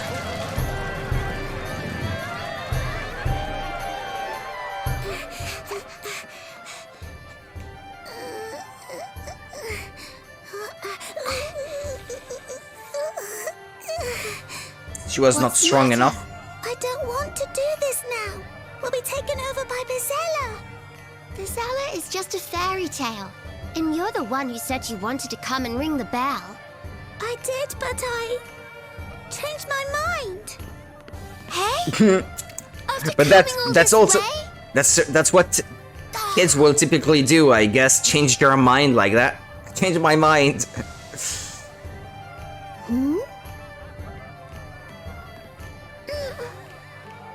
Oh, she could have fallen over if she lost consciousness when she was in that position.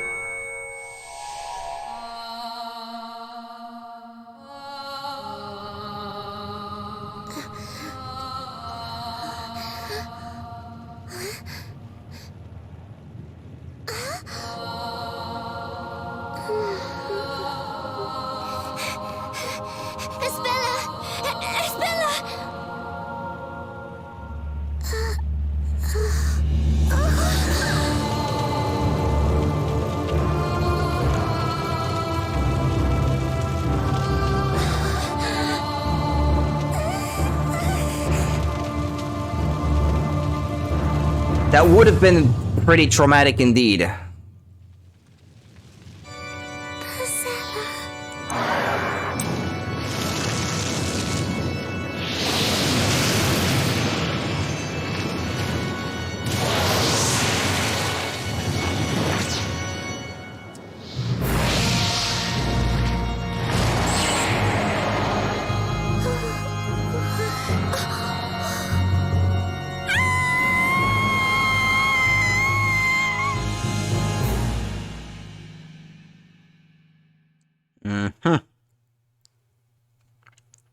That nightmare was too much for two young girls to take in.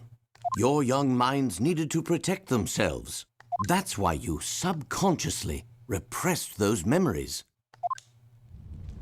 Then, if that's true, for the past 10 years, I've been pinning the blame for what I've done on Isabella. It can't be. It can't be true. It's impossible! No, that's not true. That's impossible. Darkloss just disappeared. Now she's the one. Invisibility road. She's the one who's gonna jump off the tower now. She's done the invisibility route. Hey, Inquisitor Darklaw, she's run away. But did you hear that? It was her that once destroyed this town. Our lives have already been messed up so much, we don't need this now. Someone get the flower, yeah. She's got to pay for what she did. Capture her. Oh, Nick, look at the bell tower. Isabela's gone. No, she's on the roof. I beg you, don't blame Eve. It Oh, I'll really jump. doesn't matter anymore who rang the accursed bell. This town was all created for me. It's my fault you've all been used and suffered so much. Espella, what are you saying? Please, come down right now. You haven't done anything wrong. It was all my fault. Dad, I know that you did this for me. You've been so kind to me. And what did I do? I selfishly ran away from home. Espella. I will finish your story for you. The evil witch will be gone forever, and everyone will live happily ever after. Dad, thank you for everything you've done for me. Bro, whoever said that she needed to pay for it needs to calm down. She was a damn kid. Yeah.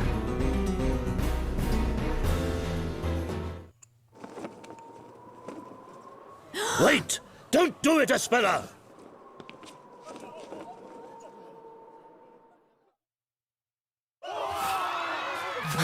Something will save her or something. I don't know. Eve? Yeah. I figured. She wasn't about to die. How does the invisibility cloak work though? If magic doesn't exist? What are you...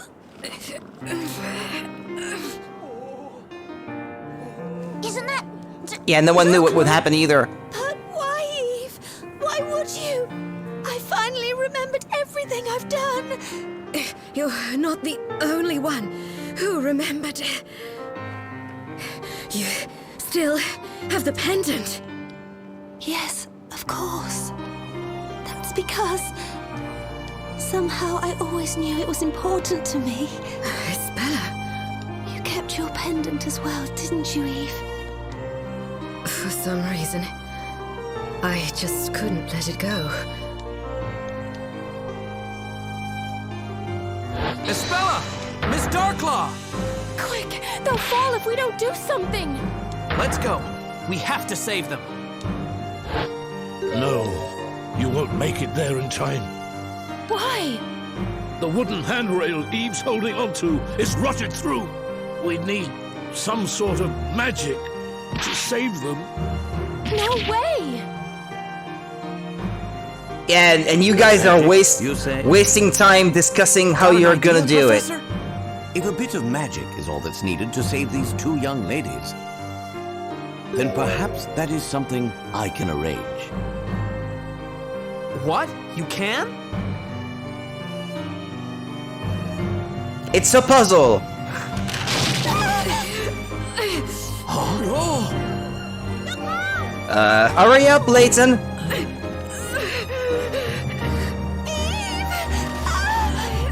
have to let go! Otherwise you'll fall too!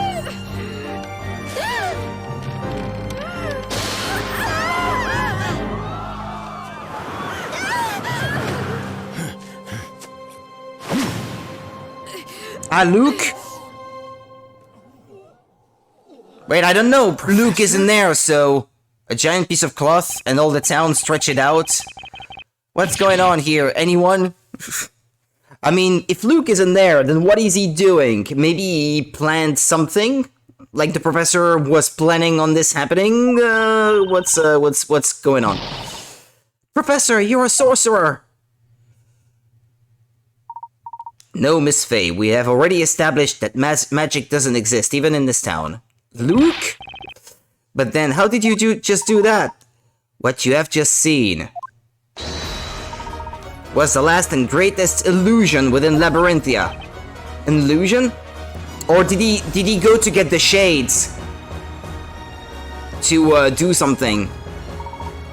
Magic is but an illusion, and this illusion has been produced through the power of suggestion and Labrillum's medication.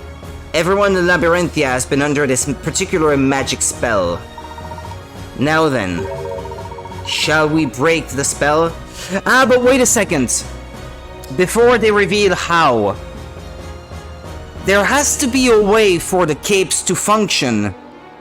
So maybe they used the same, I don't know, green paint that they used on the walls to convince people that portals do exist. To paint those, invisibility cloaks, and they used it on a large tarp or something that they used to stop their descent. Magic is the last mystery to be solved. It's probably based on the same principle they use for the invisibility cloaks, no? But it's a trick. It has to be a trick since it's not magic. You've seen through all my tricks, Layton. I wouldn't have done it without the vital hint you gave me when we spoke in your tower. The final spell is concealed at the start. Okay, so what does that mean? As you know, all the spells are listed within this book. Right, the Grand Grimoire. Yeah? Now what did Mr. Cantabella mean by the start? The front cover? Precisely, Mr. Wright. The final spell shall dispel the illusion. The correct incantation is hidden on the front cover itself. Well then, Mr. Wright. This is the final puzzle. Soon, a new day will begin for the townspeople. Let us put an end to this illusion. Once and for all. Yeah! Look, Professor, a puzzle! Puzzle 70, the final spell. Use a certain type of fabric and make people believe it to be invisible? I suppose so, yeah. I mean, that's the only thing that came to mind. If they used the drug to suggest to people that whenever they see a certain thing, it's actually invisible, and then that would do it, I suppose. Hidden on the cover of the Grand Grimoire are the characters that spell out the true magical incantation. Select the characters on the touchscreen and slide them over their counterparts on the tome's cover to make them vanish. The grand finale approaches. Remove the extra magical characters from the Grand Grimoire's cover to reveal the hidden incantation, okay?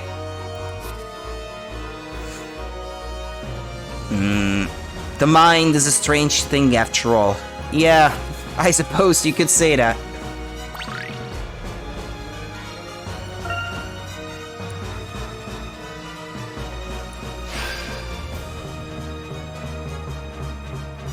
Well, that's not much of a puzzle, is it?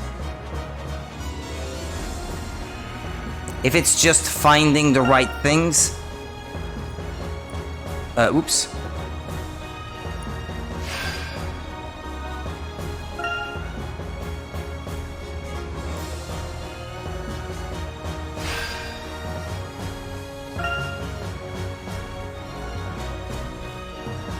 Here.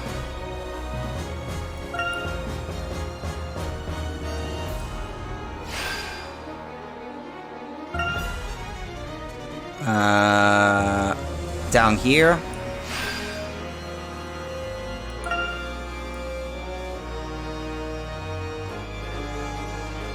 Which one is it? This one? No. It is not, is it?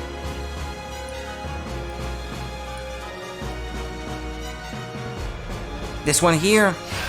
Ah, yeah, okay, that's because it was much smaller that I could not identify it. This one I don't see.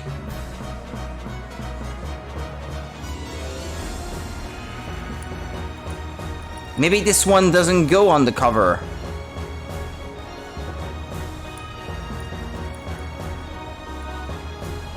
Close. Ah, no, never mind. It was in the background. It was not part of the foreground. Okay, my mistake. Okay, this one I can see.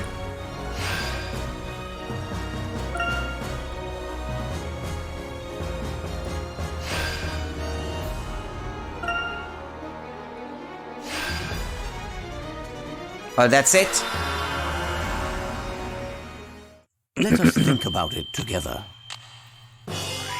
Where is Luke? Every puzzle has an answer. Every puzzle has an answer.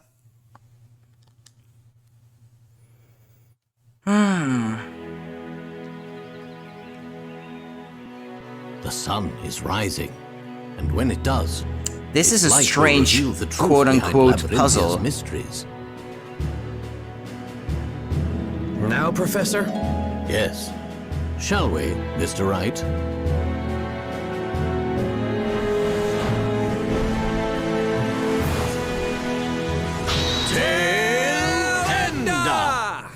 Tail ender. Oh!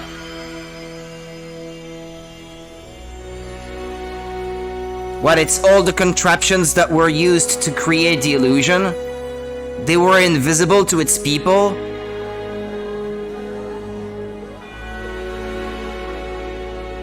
So this is the real magic behind Labyrinthia. Excellent work, my boy. Huh? Hey, it's Luke! Ah! Tail ender. Tail ender. The end of the tail, I guess.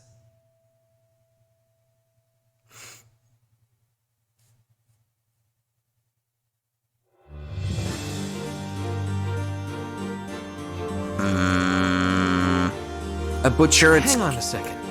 The town's full of machinery? A butchered kind of the end? What? Hang on a second, the town's full of machinery.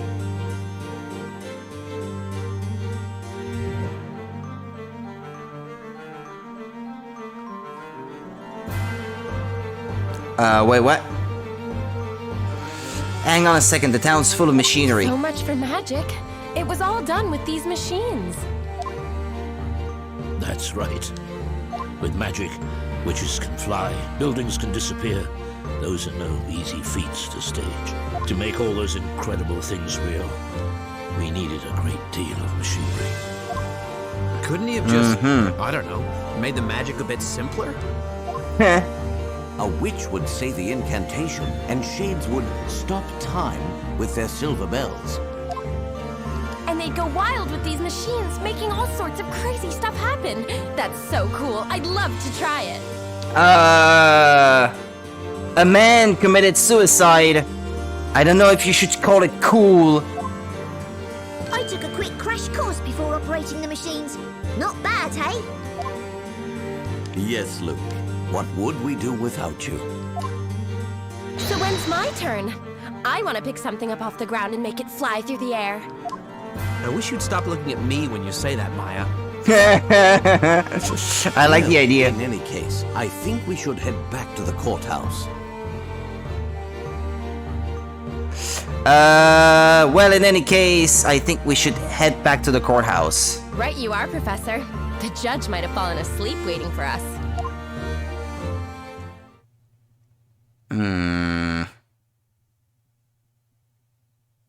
The sun has risen above Labyrinthia and has shown us our town's true form. Well, I really don't think there's any need for a verdict anymore. The witches on trial weren't witches after all. I am deeply relieved that those I have sentenced are still alive and well. At last, I can step down from this seat with a clear conscience. And now, the final verdict in the last witches' court session ever to be held. Yay, not guilty.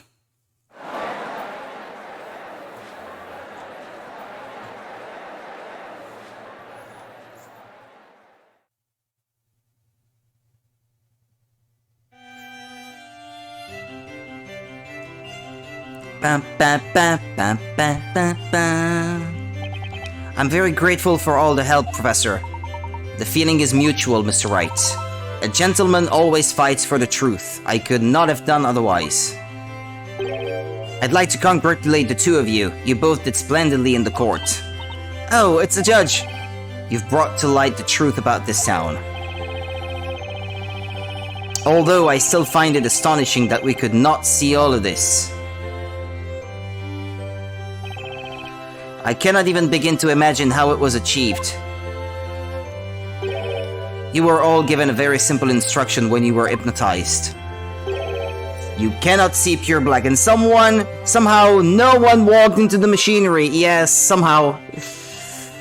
Or there would have had to be shades, like pausing time, so to speak, every time someone was about to walk into one.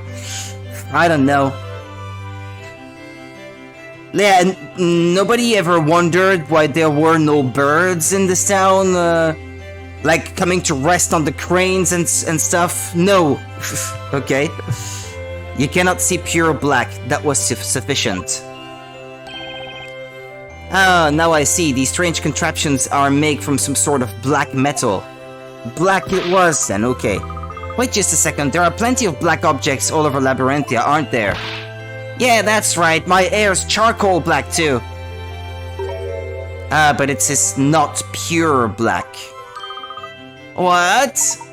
What we often perceive as the color black is in fact far from being pure black. Our brains interpret reflections of light as colors. Objects which reflect even the smallest amount of light are not pure black. Pure black is only encountered within nature as darkness. Darkness, sir. The machines used in Labyrinthia are coated in a special material developed by Labrillum Incorporated. It absorbs light without reflecting any. It is the only material that can be said to be pure black. Pure black, jeez. Oh, I bet this invisibility robe is also made of the same material, right? That's correct, and of course the bell tower was concealed using the very same material as well. Until it was not anymore, I suppose. When you think about it, this town abounds in all things invisible. Miss Darklaw, or should I say Miss Belduke? Yes. For 10 long years, your memories had been suppressed. The truth about what occurred in the belfry was invisible to me, you mean? Mr. Cantabella and your father knew it all along. They knew who actually rang that bell. What? Did they really? Is that true, Cantabella? As we have demonstrated, it was easy to deduce from the situation in the belfry. But if he knew that all along, why didn't he say something? It was, of course, for your own good. Don't be angry at her! You were trying to pin the blame for that disaster on Espella. Yes, I was, but if you knew that, why did you keep quiet about it? If you notice, the sky seems rounded, like there is a dome over them.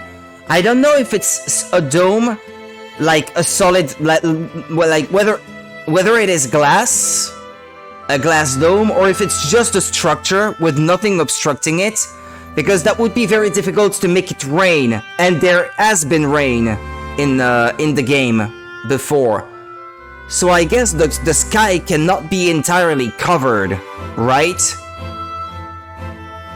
So, I don't know if it's so much a dome or just a structure used to hold some things floating in the air, machinery. Because when they were in the library before, like towards the start of the game, they say that it was raining outside while they were inside, because after that it was muddy all around.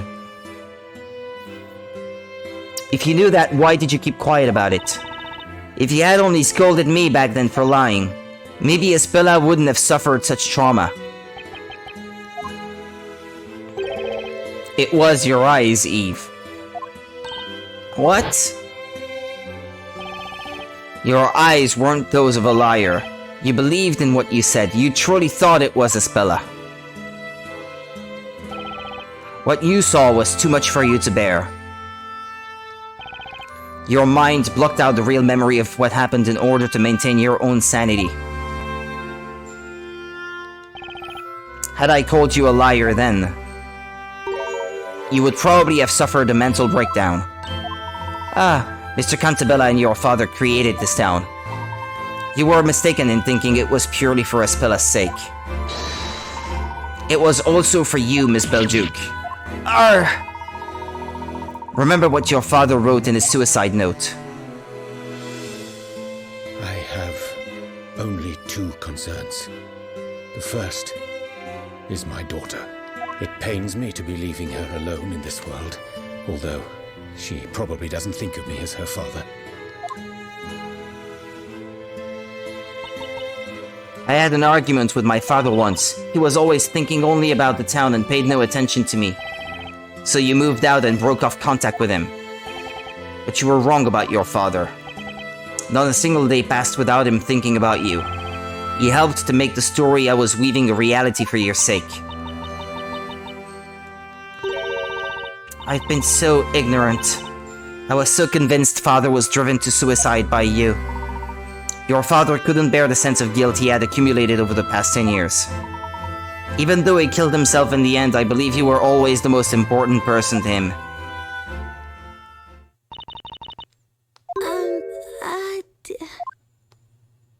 Eve? Espella! Espella, what I did to you is unforgivable. Damn, a whole town and story made up for two young girls. Yeah. I rewrote your story, putting you through all this. I can't believe I went to such an extreme because of one wrong assumption. No, it's okay, Eve. I wasn't angry. You weren't? You've always been on my side, protecting me. And even today, you saved my life. Espella. I also owe you an apology. After all, I forgot about my dearest friend. I'm so sorry, Eve. Meow. Ah, there you are, Eve. Where were you? Your cat's called Yeah, Eve. cat. You know what I've just noticed? You two are very much alike. You and Eve the cat. Yeah, you can forgive me for thinking that one might be the other. The cat ears. The color of their eyes. What? It's all in your head. It looks like Eve has taken a liking to the other Eve.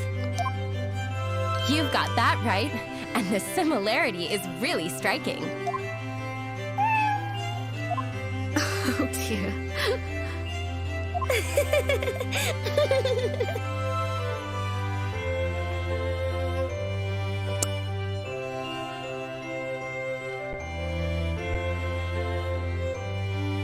My accidental guests, Professor Layton and Mr. Wright. Accidental? How did they get in there in the first place then? If the book was not magic, they had to have been abducted, no? I must say, I am indebted to you. Don't mention it. You know, when I started planning my revenge 3 months ago, Mr. Layton was a part of my plans. I needed to lure him to Labyrinthia. Why me? You were famous in London, and word of your skills reached me even here. Okay, yeah.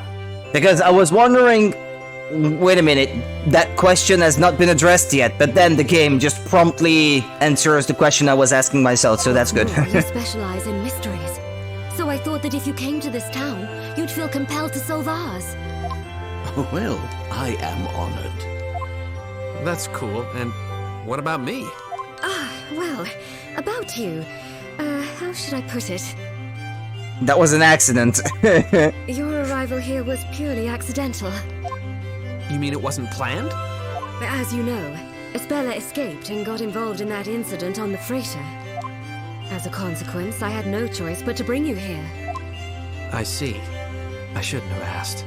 My fragile pride suffered yet another blow. Nick, you can't escape your fate. You're doomed to always find trouble if it doesn't find you first. Yeah, some people are doomed like that. For a change.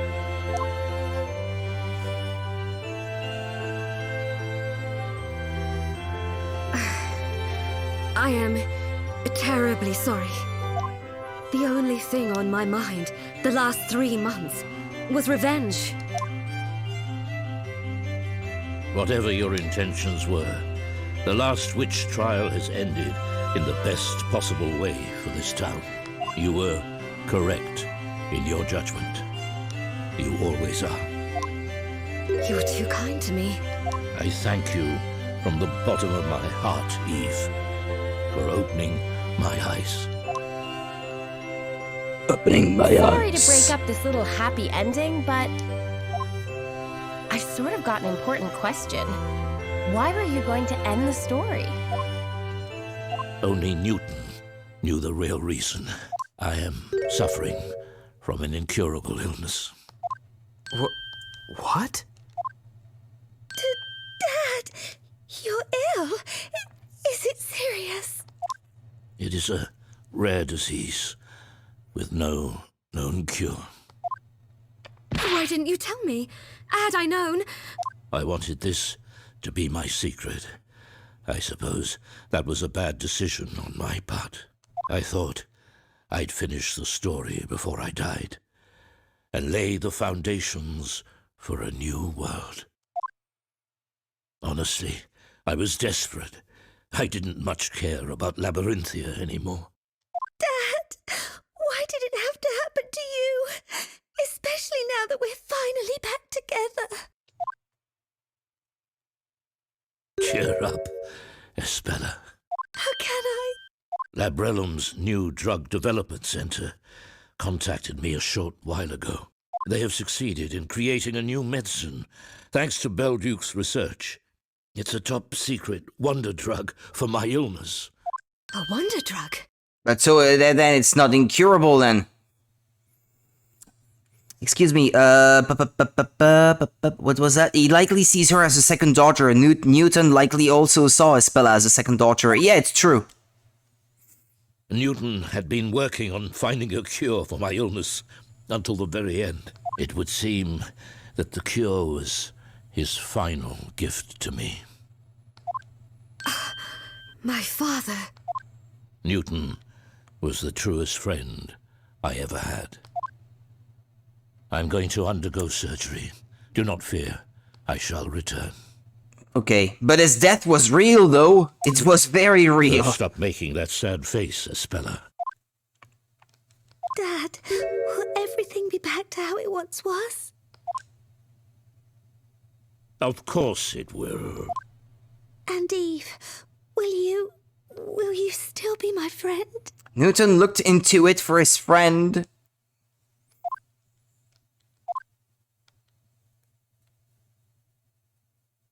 Well, yeah, he was said to be researching stuff well into the night very often, so... Thank you.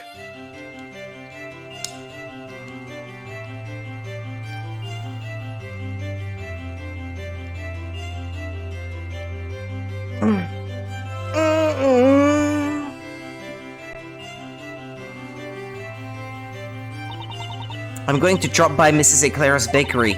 I've got so much to tell her. Do you mind if I go, Dad? It won't take long. Of course not. Please do. Looks like Eve wants to come too. What? Oh, you meant the cat? Espella, mind if we tag along? Not at all. You're welcome to come. Awesome. Maybe we'll get some tasty baked bread out of this. I thought we were going there for a different reason. Well, anyway, I'll be off then, Professor. Pass on my regards to Mrs. Eclair, Luke.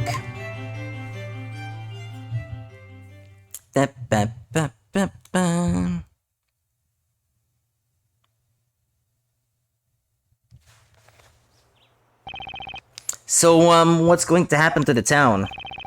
I've released everyone from hypnosis. They will soon recover their memories of their lives before Labyrinthia. Yeah, you should be going to jail for doing that, you know? I mean, yeah, well, I guess they were willing, so... I hope you got that legal situation locked pretty tight, because, it's still questionable, I would say. As of today, Project Labyrinthia is over. I see. They are free to leave if they so wish. I imagine they will make a run for it. This place will turn into an uninhabited ruins, just like it was 10 years ago. Yeah, they signed contracts indeed, yeah. I have some doubts about that. Eh? Your Honor! Can't do anything? Well, I hope for him. I now understand that this town is an artificial creation of yours. Well, you know, a contract can also be illegal if it's not following certain rules. Like, a contract is null and void if it infringes on some laws, for example, so... I don't know. I now understand that this town is an artificial creation of yours. Nonetheless, to us Labyrinthians, the past 10 years were real. No one can yet tell how this town will change. However, it is possible. They probably all want to stay. They've stayed for 10 years. Yeah, maybe. That some people will want to stay. Who knows? Perhaps you will find yourself creating a new town along with them. A new town. Yeah, if they signed the contracts because they were not happy with their lives the way they were before, yeah, it's likely that some of them at least will tell themselves, I was much happier in Labyrinthia than I was before, so I don't want to go back to my old life, or something. I am no longer the judge, but, if possible, I would like to remain here. You need not You have my address gratitude, me Your as Honor, he said. Honor anymore, Sir Storyteller. Just, you know, update the town little by little, yeah.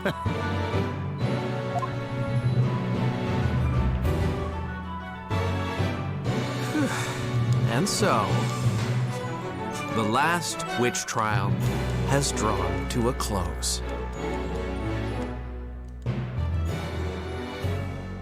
Ba ba ba bum.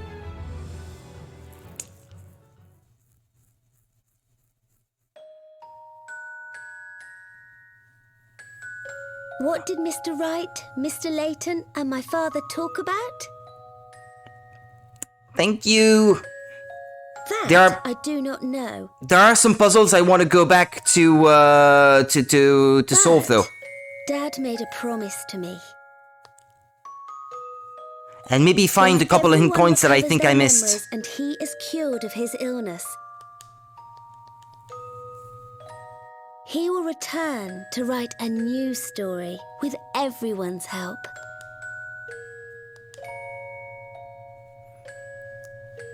This time, the story will be real without any lies or illusions. Oh boy. Brace yourselves.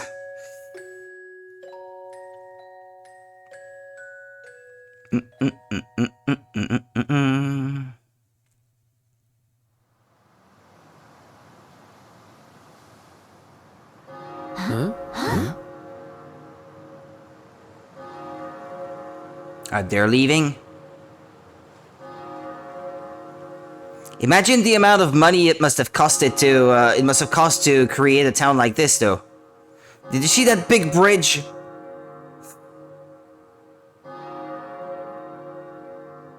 That's not so easy to make. What a beautiful sound. Almost as if it's ringing in a new beginning for the town. Thank you, Eve. Ooh. New style. Okay, then. Whenever you are ready, Mr. Barnum. Huh? Barnum! But you know, the whole drug thing is terrifying, yeah! Thank you! Thank you all so much for everything! Espella! You take care now! You too, Mr. Cantabella. Bye! Bottom! Be sure to visit us again! You can bet on it! I wish all of you the very best.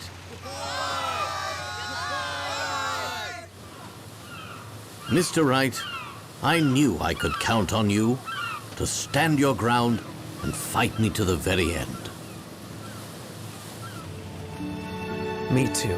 I always believed in you, Professor. And I know it's why we managed to get to the mysterious truth behind this town. When we get back to England, we'll drop by and see you, Luke. Great! I'll show you around London.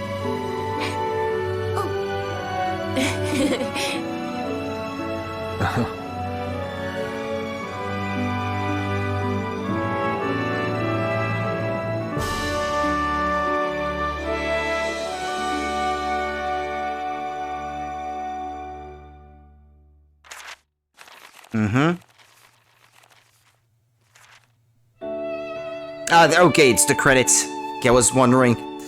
Well, yeah, like I said, I would like to go back and try to see about maybe completing the puzzles that I did not manage to find, and if the game will let me to re-explore certain areas to find coins I missed. What is that? Okay, bottom driving a vehicle, some kind.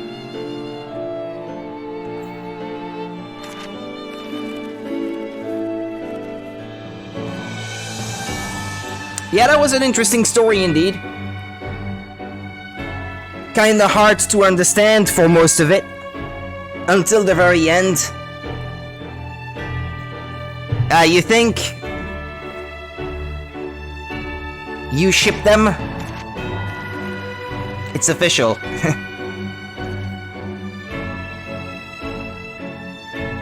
Oh, the librarian. And Kira.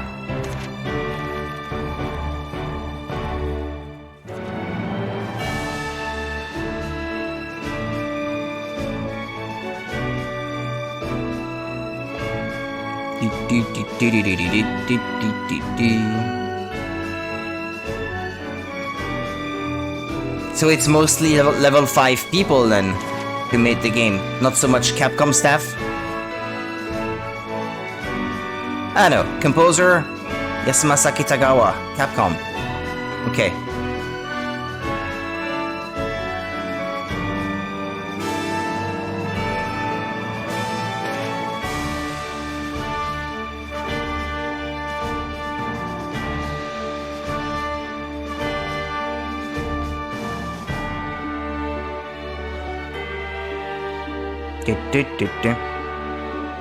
Oh no, shaky!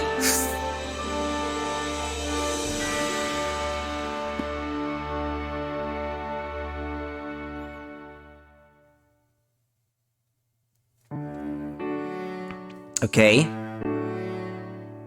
Ah, there we go. You know, Professor, I feel like I've just finished reading a really long story. Indeed, Luke. I know what you mean. It certainly was an enthralling adventure. I wonder how Espella and the others back in Labyrinthia are Yeah, getting they on. were cute. I'd love to go back and see them. Yep, I was gonna But say that I'd actually. rather not have to be sucked into a book to get there. More so than in most other Perhaps we games, should I'd ask say. Amine to come along with us. Great! It's a real relief he recovered from all of his injuries.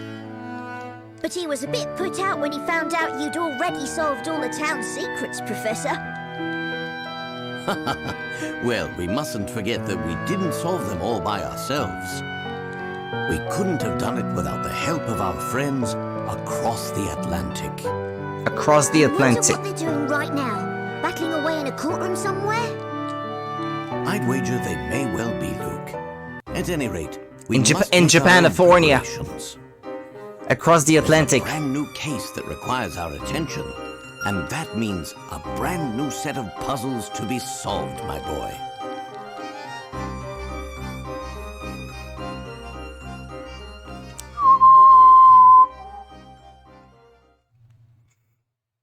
Hold it! What's the matter, Ah, Wright? he's here. Has the cat got your tongue? Or are you still in a holiday kind of mood? Perhaps your mind is as clouded as the English sky. Any hints, Maya? Not really. If only the professor were here. I think at this point you've got to use that Edgy! patented spell of yours, Nick. Patented spell? Hello, Earth to Nick. Just when we think it's all over, you always use it to turn the tables. Ah, got Bullshit it. power. I just have to close my eyes and say the magic word. Objection. Luckily, I don't need a witch's scepter for this one. Save the chit-chat for later, right? I've almost missed that utterly annoying spell of yours. Fine, let's hear it then. Just take a deep breath and give it all you've got. Well, here goes. Objection! Yay! Ah, more credits. Okay. Yeah, he had to have a cameo at least. I'm glad that he was given his moment to shine.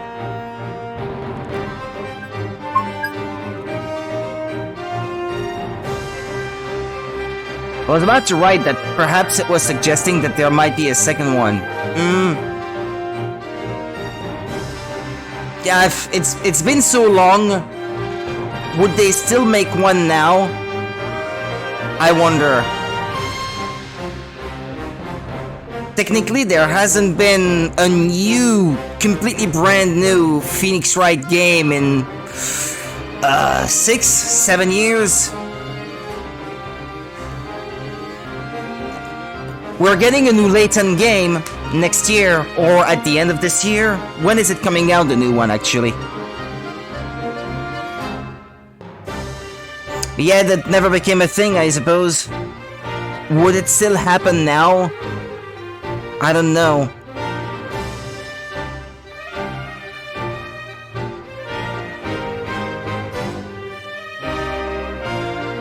Yeah, the new world of Steam.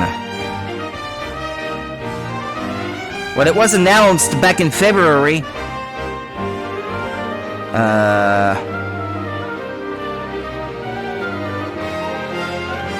Platform Nintendo Switch, level 5, etc, etc, etc.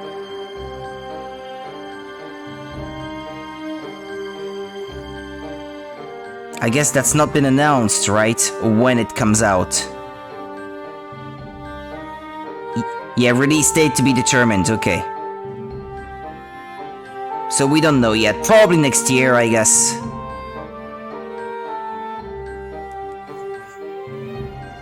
Pa pa pa pa.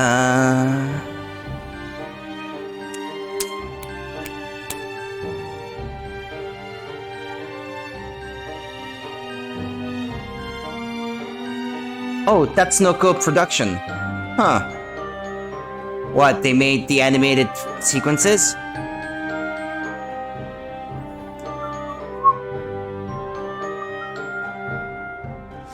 Excuse me, what is that?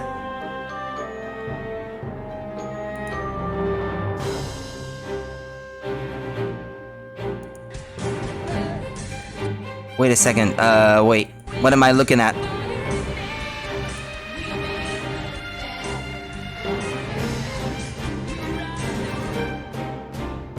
End credits medley long? What am I looking at?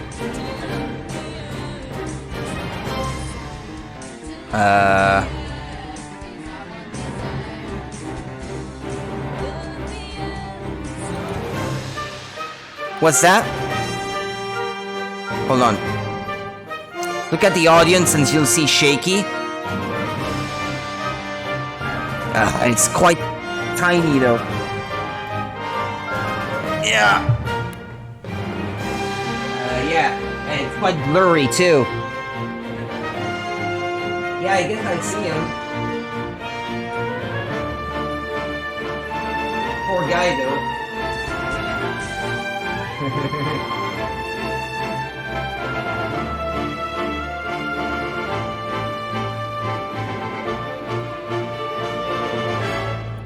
Okay, excuse me. Yeah, I think I didn't really see the detail earlier.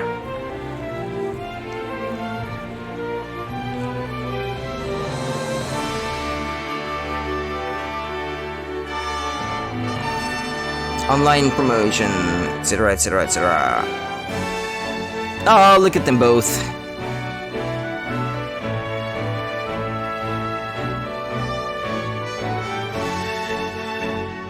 Still beaten up like that. Is he ever gonna heal?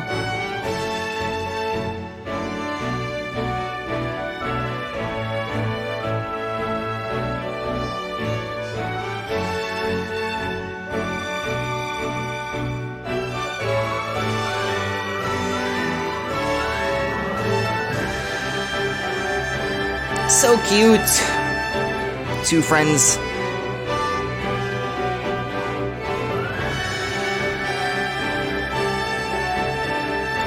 Fuku Fuku LLC.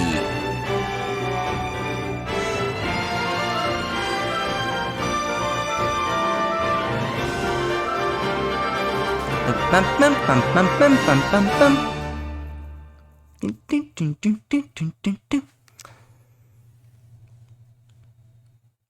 Can I save?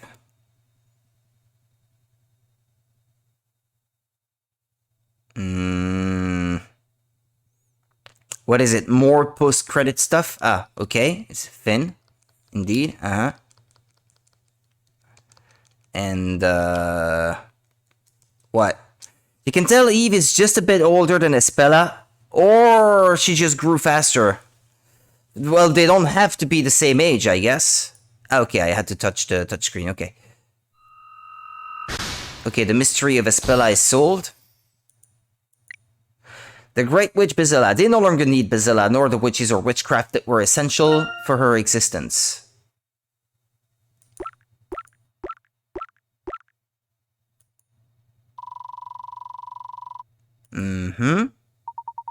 Well done, you've just cleared the game. But I choose to believe she is like a year or two older. Well, that's what I believe too. You may now make a special game clear. Save data file. When you load data from this file, you will be given a choice of two starting locations. The first is within the underground ruins. From there, you will be able to access the town and wander around freely, searching for hint coins and unsolved puzzles. The second choice is at the climax of the epilogue. This is ideal for those who would like to experience the game's finale one more time. You will be able to restart with maximum credibility, so even if you've run short this time around, you will still have a chance to pick up those vital picarats you missed. Okay, yeah, yes, I want to save my completed game. Of course I want to.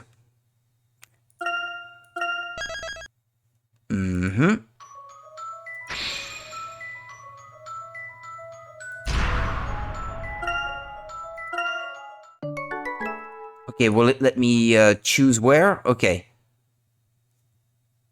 From the underground ruins, indeed, okay.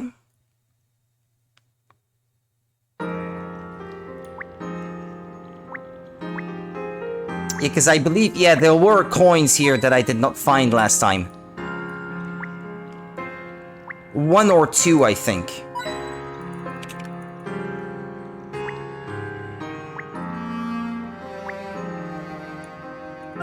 Okay, let me move. Away, and then back. Okay, now I have them all.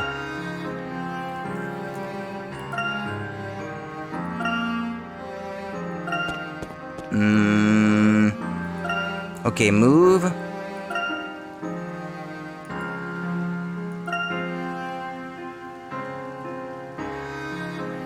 Found all the coins here. All of them here. Uh-huh. Found all of them here. Here as well. Same thing. Okay. Okay, I don't think I can go back that way. Oh! Here I didn't look. Okay. Also, I should save.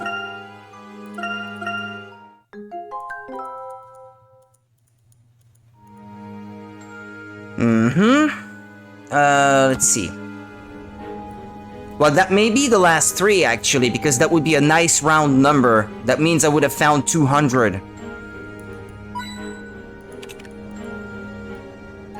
I consumed a few, so that's why it won't say 200, but,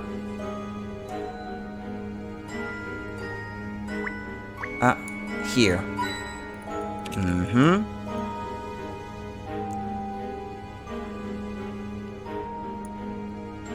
Didn't it say 3 here? I think it's 1 hidden puzzle and 3 hidden coins in this location. Yeah, that's it. 3 and 1 hidden puzzle. So 1 more. And I am at 199.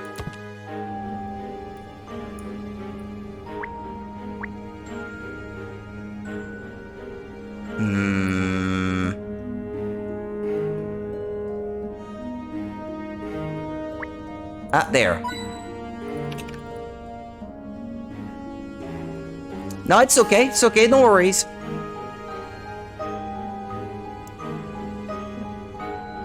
It happens, especially to me. There we go. Okay, that's the hidden puzzle. These puzzles show up in the weirdest places sometimes. Would it be alright if I were to try solving this puzzle? I've been watching you all solving puzzles and it really looks like fun. Sure, Espella. We don't mind sending this one out, do we, Luke? Of course not. I'll be here cheering for you. Show us what you can do, Espella. Thank you both. Okay, then... here goes nothing.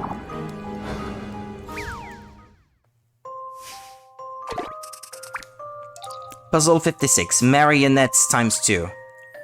Okay, there are 6 puppets. Ah, yeah, I've already solved a puzzle like that before, so I know how it goes. Okay.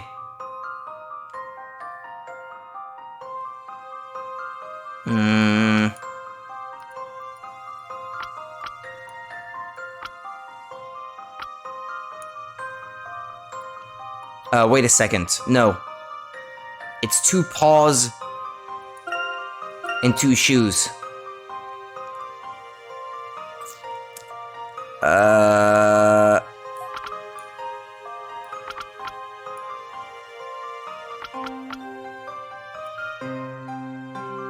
How am I going to give them all their shoes? Like this? Okay. No, wait. No. I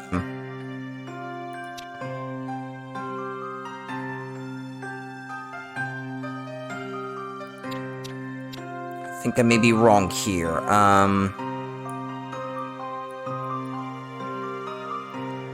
Bum bum bum bum bum bum bum bum bum bum.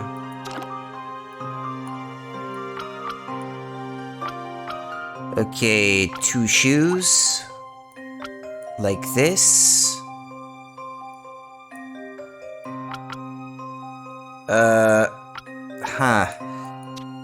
That's annoying.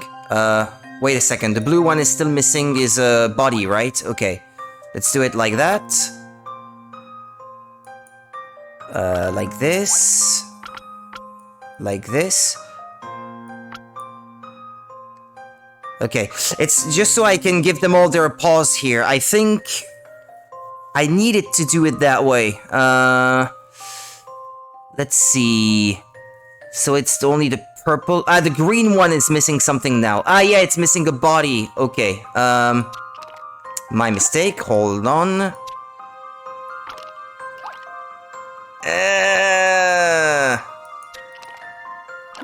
Complicated, isn't it? No, hold on. No, hold on.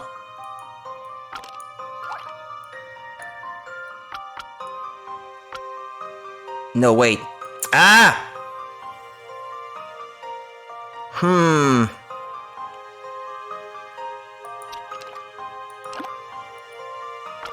Or perhaps like this? I can't remember how I did it the first time, though. That's the problem. Let's see. It's always the problem with these things. I've already forgotten how I was doing it at the start.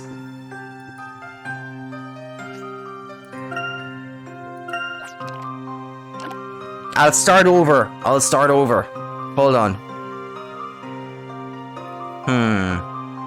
What did I do the first time? I think it was like that, right? You think?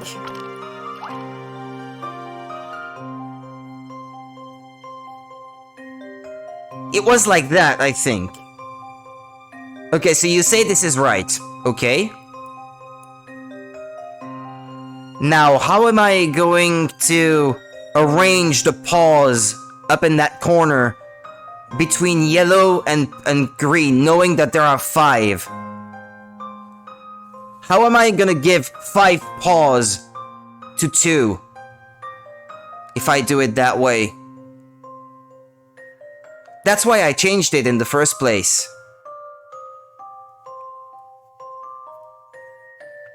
Okay, let's try red. If I do it that way, then that limits red to these 2 blocks already. And then I guess this body, because it's the closest one. Yeah, he can't take these blocks because otherwise that block's purple.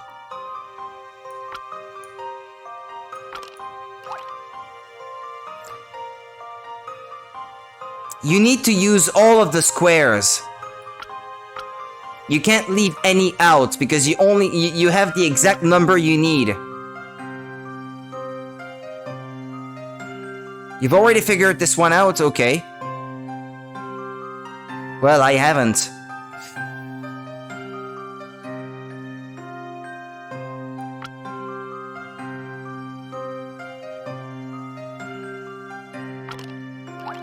But I don't know, you could be right. It's just me, when I see this, I don't see how I'm gonna solve it. I meant no disrespect.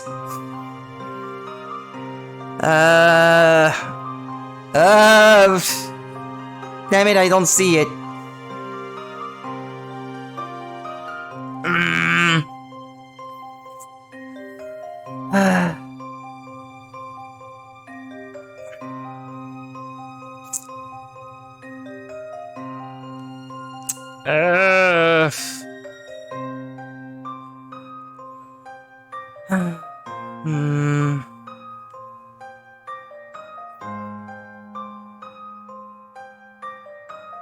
Well, you could be right.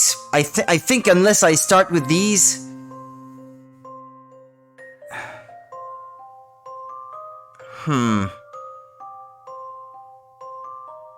But I think red could be correct. Because he's so close to the purple one that there are not like 1,000 different possibilities, I think, for these.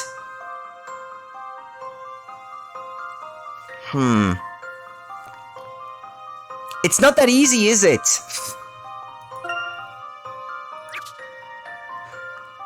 If you see it, can you tell me if I need to change blue or not?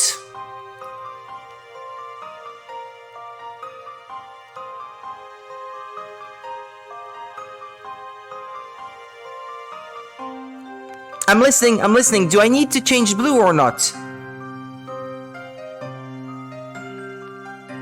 Just so I don't undo something that I should not undo. Ah, it needs to change up a bit? Okay. I'll start over, it's probably for the best. I think because most of the paws are up there. Let's see, there are 1, 2, 3, 4, 5, 6, 7. Blue, yellow, and green probably need to take most of these. Just all to themselves.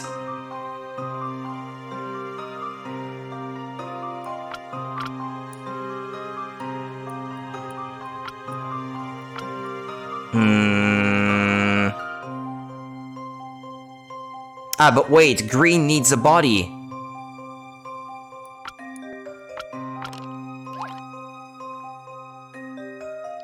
It's alright. You just put me on the right track, so that's enough. Don't worry about it. I'm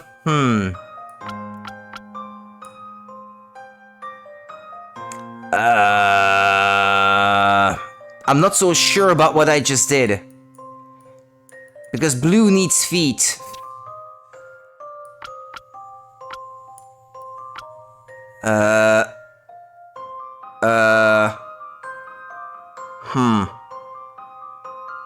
Like this?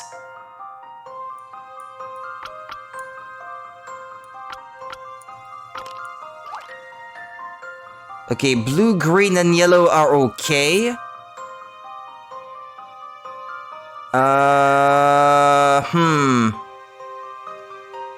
I'm not saying I've got it figured out. I'm not saying that. Hold on.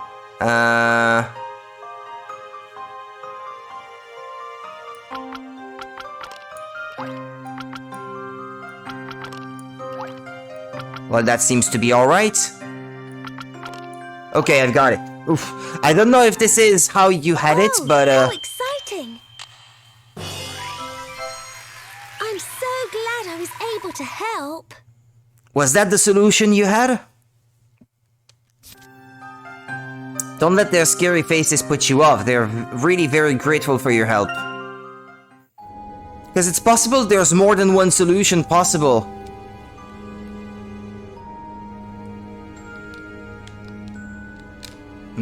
Okay. No. Not move. Maybe not. Once you get the pause in the corner, figure it out, it becomes easy. I think so too, yeah.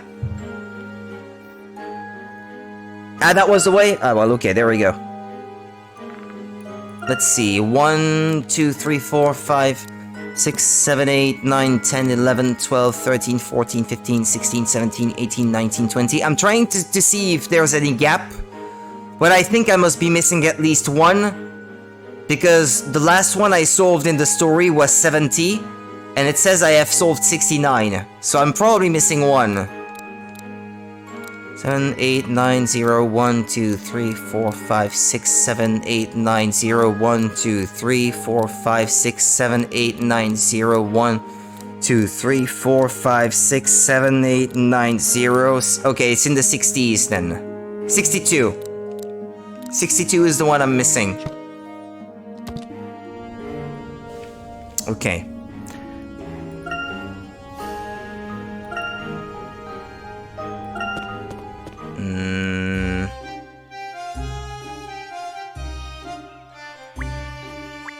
Can I go in?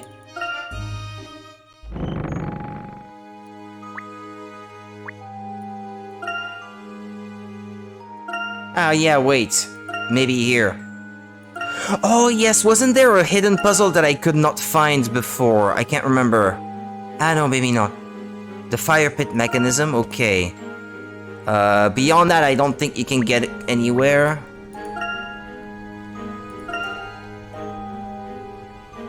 Okay, I'll back out.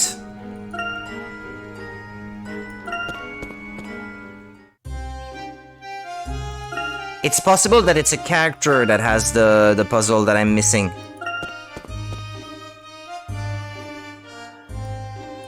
It might not be a hidden one.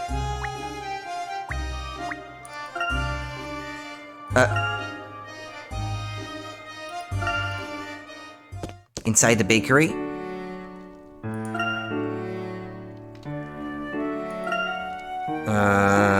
Three, okay.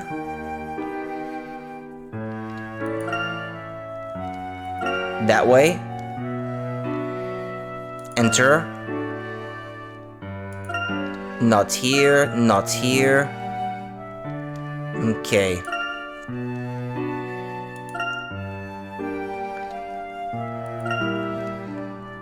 Let's continue that way. Here I found the hidden puzzle. Enter. No. Where was it again? How do you get to the tower where the storyteller is?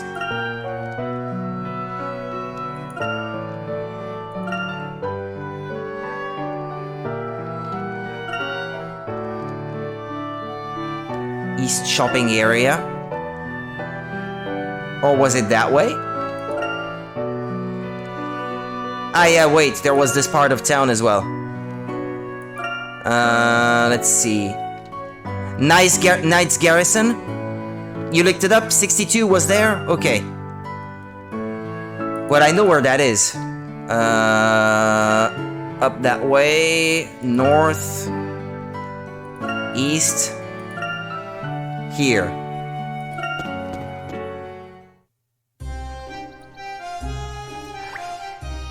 Can you do me a favor? Can you look up whether it's 70 puzzles in the whole game? It's also possible that some other puzzles are in the extra content section or that they may be DLC.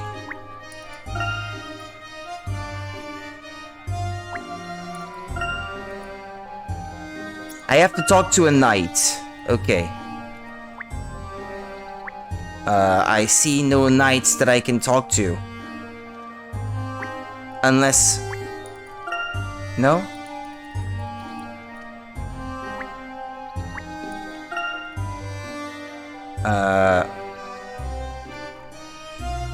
There are 70 puzzles? Okay. And possibly 200 hidden coins, I suppose. Maybe the knight is not there anymore and I have to go back to the library to play it. Yeah, downloadable puzzles. Yeah, I don't have those, I'm afraid.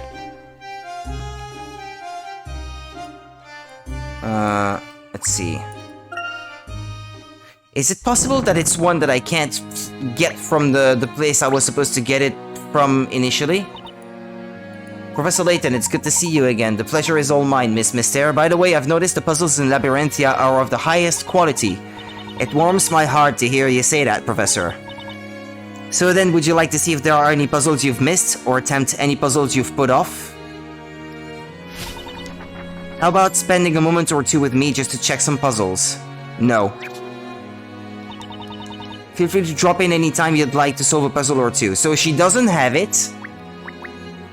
Is it possible that the knight changed location?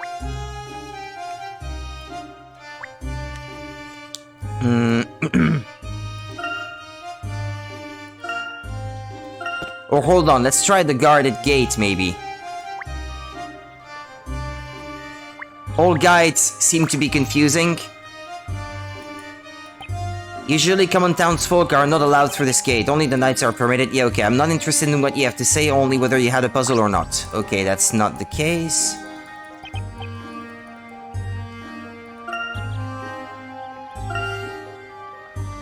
Or maybe it's here? Audience room entrance? No, there are no guards here. No knights. Hold on. I'll just Google can't find puzzle 62. It was 62, wasn't it? Or is it me who gave you the wrong number? No, it is 62. Okay.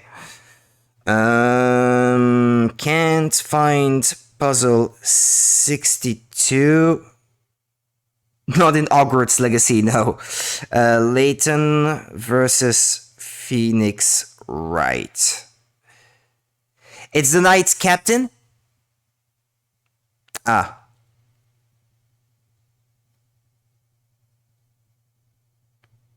Okay, someone here says on Game FAQs, that was the one I missed too. I've already explained where it is in another topic, but I will do it again for anyone who could have missed it, and just use the search button. Chapter 7, Layton part, go to the Knight's Garrison as soon as you can and talk to the Knight. It's tricky because when you get there, the game goes onwards to the next screen, so you have to actually go back. But I can't go back to Chapter 7, can I?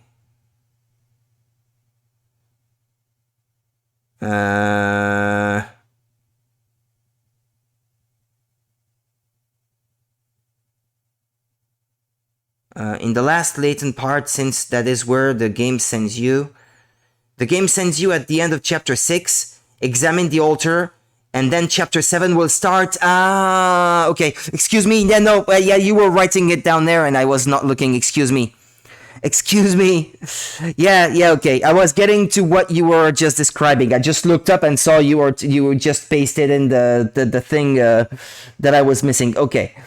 Do the Phoenix part, then at the Layton part, return back to the garrison as soon as you can. The game actually goes forward, and the first time you will be automatically directed to the next screen.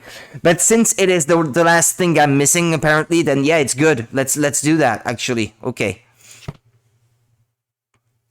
Close. Move. Okay, let's go back. Back. Outside. It wasn't it in here? I think, right? Through the ruins. Yeah, it's kind of dumb indeed. Okay. I'll save again. Pom pom pom pom pom.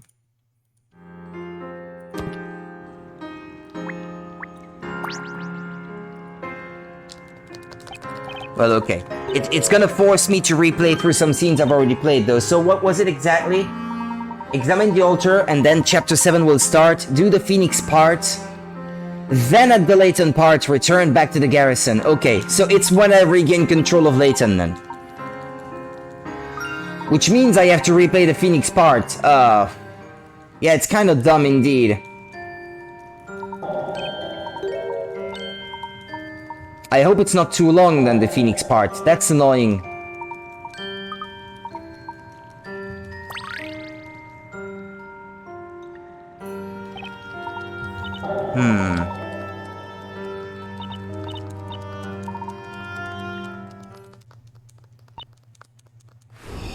Yeah, I guess because it's not a puzzle you technically have missed at this point in the story, it will not be with the librarian, which is inconvenient, especially if it's one that is so easy to miss.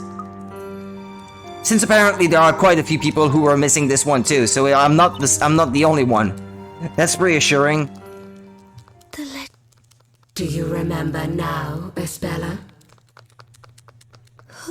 They should let you skip through these scenes you've already seen. Of who and what you truly are. The game is already aware that I've played through these, so many years ago. Wish we could just skip at this point. Yeah, but well. What I did, You want to skip this scene? Yeah. The animated ones you can, apparently. Uh-huh. Yeah, it solves 3 here. After the 3rd one, that's it. Because I remember this. It was a lot. She took. We dropped. There was. We the night meat, and then there was wheat of the. Mm-hmm. Okay, to be continued.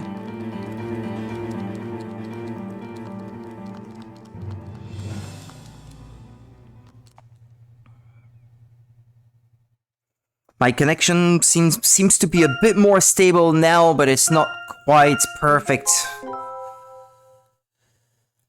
I hope tomorrow, for playing Alice Madness Returns, it won't be as shoddy as it has been. It was like We, and then, and the... The story's end. Want to skip this scene? Yes. As much as I like them. That? Ah yeah, that wasn't the part that I played yesterday, I think. The final story. At the appointed place of ending, as twilight fades to darkness, the weaver of the story will meet the Great Witch for the first and final time. Etc, etc, etc.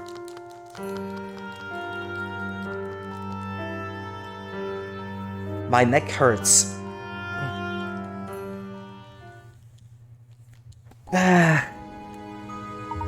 Does this mean what I think it means? No way, that can't be. Is this what that Great Witch meant? Whatever the case, let's find this fella before panic spreads throughout the town. We should probably split up if only we had some leads.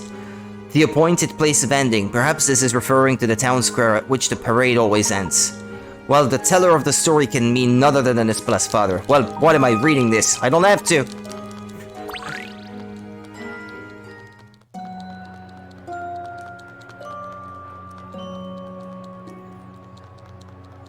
Gosh, it really forces you to replay through it all, huh? It's not like a little thing. Habit, yeah. What am I supposed to do here? Ah yeah, speak to the kids and the other dude as well, I think. These two kids are quite cute, I like them. The way they're always holding hands, I find is very cute. Little brother and sister.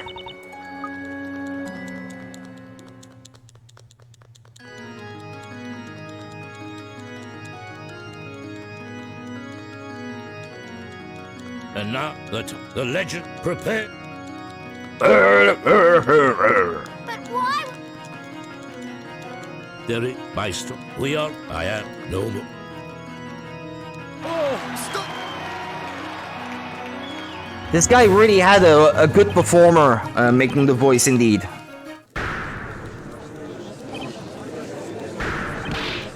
Someone at the top of the tower, etc, etc, etc. Okay, skip the scene. So, a true. You were the Great Witch, etc, etc, etc.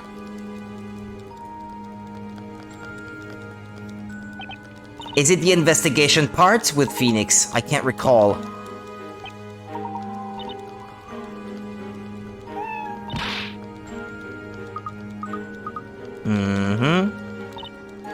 Yeah, the cat won't say anything to Luke at this point.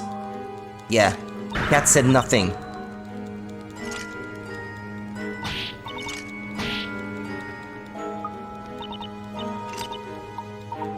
And that also made me think that she might be Dark Claw because of the fact that Luke could not understand. Or I figured, well, maybe it's not that he that the cat didn't say anything. It's just that Luke couldn't understand because it's not really an animal. I thought.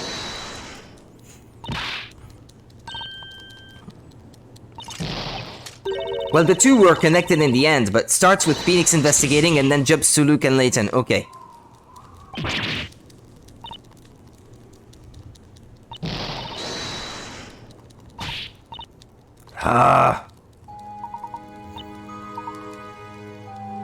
Okay.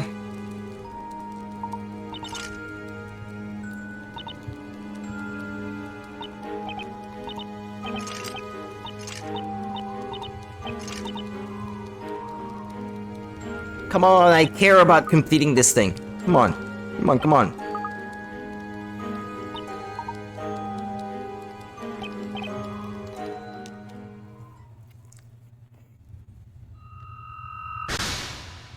Oh, that mystery was not solved, but it changed at this point.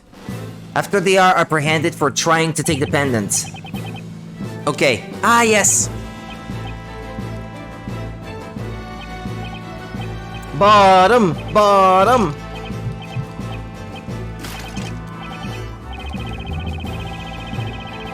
Sir, this girl's accused of, I know very well what she is accused of, etc, etc. Okay, Monica. See you in a bit. I'll be here skipping through all the stuff.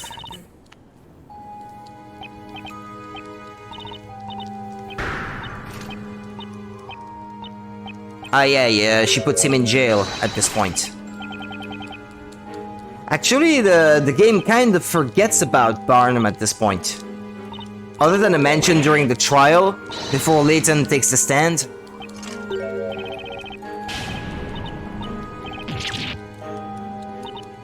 He's kind of left to rot, and then at the end, well, you can see that he's been freed, but well.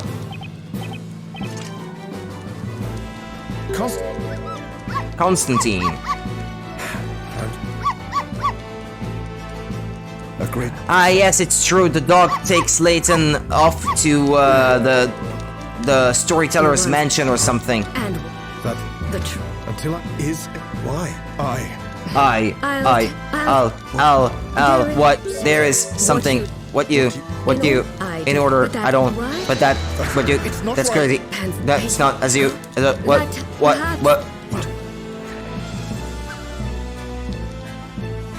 In any case, at this At this stage of the game, blah blah blah blah. She called it a game. Fourth wall break.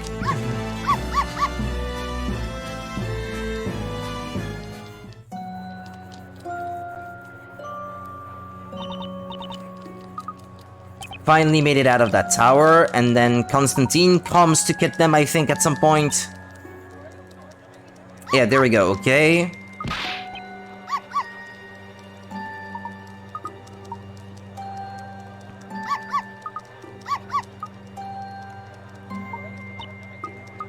His master has been relieved of his duties. And then you'll help. High Inquisitor Darklaw! Show us the way. The Storyteller's Tower. Okay, vital clue.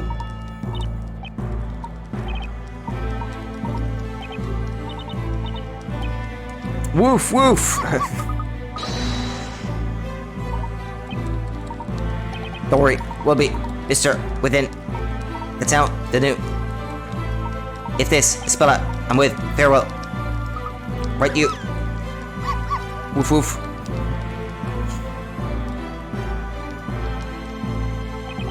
Alright. Okay, investigation.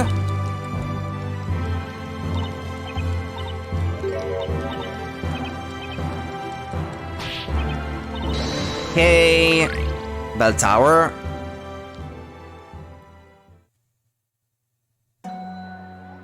Okay, well, I'll save at this point.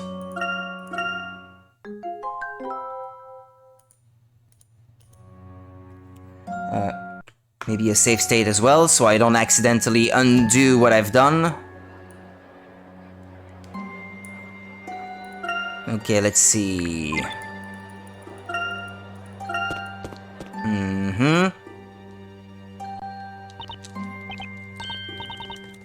Nick, look out, make way, make way. Ouch, you wimp. All of this just for one puzzle. What a punishment. You dare miss a puzzle. You're gonna have to replay through it all. No! That's not great game design, in my opinion. Okay, we're at the top of the tower. I think I only have to examine a few things.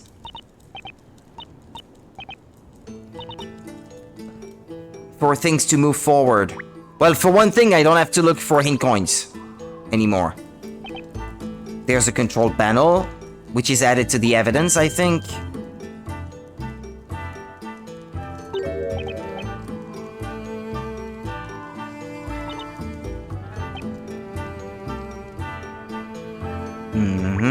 The cloak, the flower.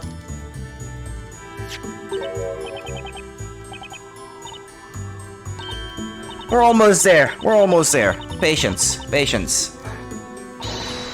Don't be hasty.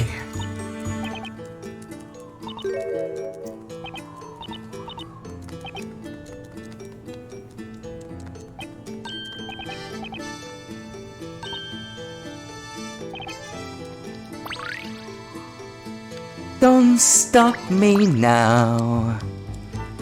Don't stop me, 'cause I'm having a good time, having a good time.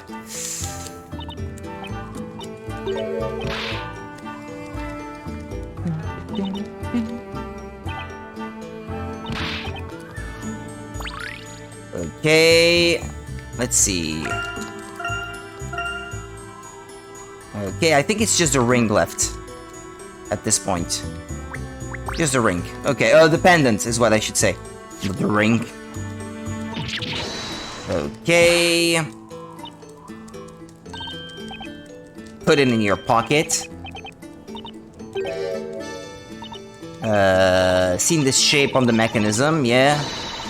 There might just be some amazing clue waiting to be found.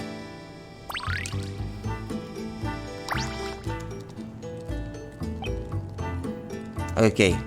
But they won't get a chance to try, right? I think.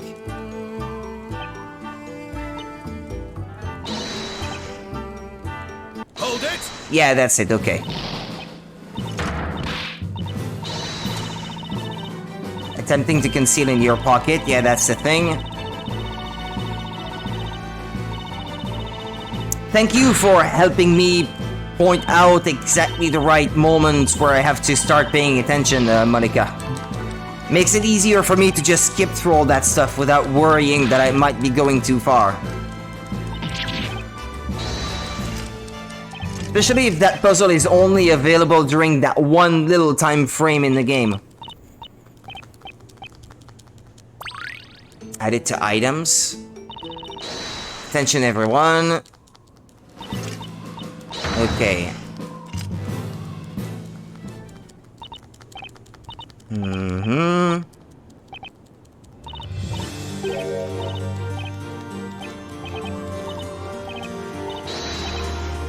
Okay, the Knight's Garrison. Actually, I think I can see where. It's at night time. Then at the Layton part, return back to the garrison as soon as you can. The game actually goes forward, and the first time you will be automatically directed to the next screen. You have to actually go back and talk to the knights. I think I actually tried going back when I was playing through it, just to see if it would let me go back to the ruins to try to find those hint coins that I missed, but it wouldn't let me. You can't go back further than the Knight's Garrison, actually, I believe. What is it, my boy? What do you think about what happened tonight? On the surface, etc, etc, etc, etc.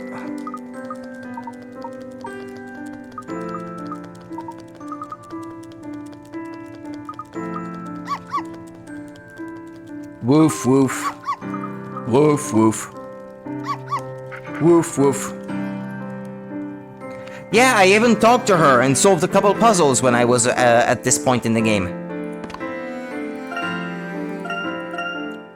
Actually, I think it's the last time she shows up in the game, so it makes sense that you never really get that puzzle in the forgotten or missed puzzles section, because at this point it's still available technically.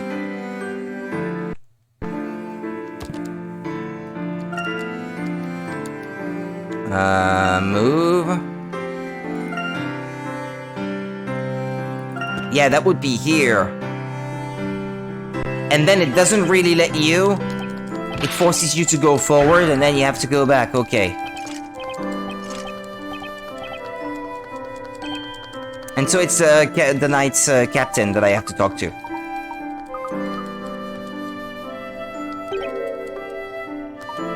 We're heading for the Storyteller's Tower, and then he actually lets you do that. I insist that you proceed. Yeah, that's what he says.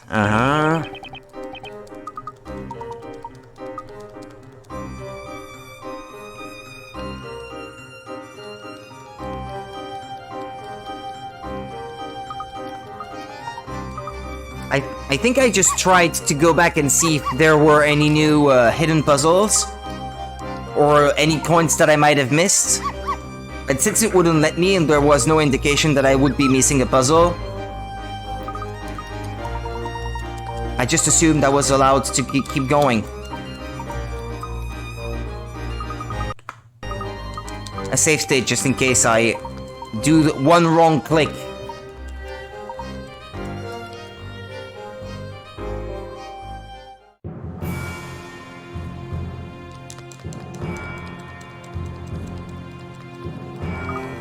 Yeah, it forces you forward.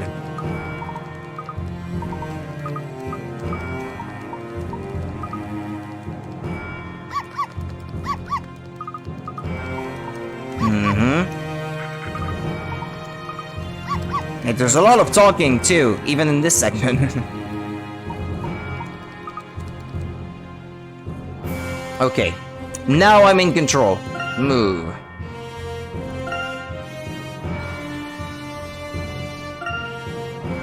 Knight's Garrison. Okay. Sure enough, there he is. Okay. Yay! Made it.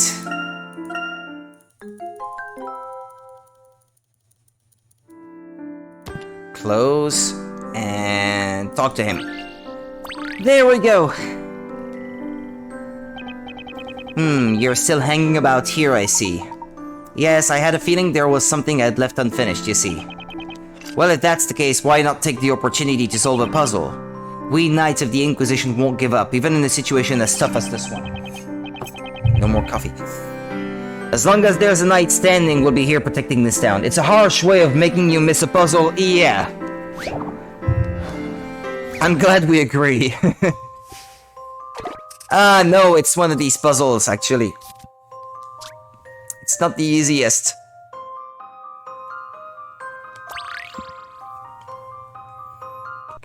Okay, save state.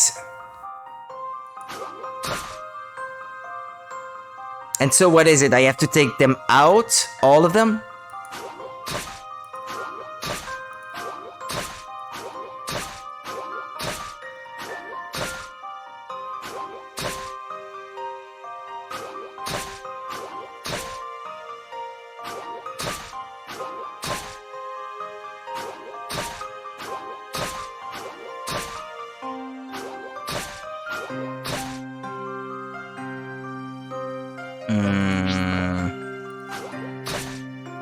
Well, I can use as many moves as I want anyway, so it's not that complicated, I would imagine.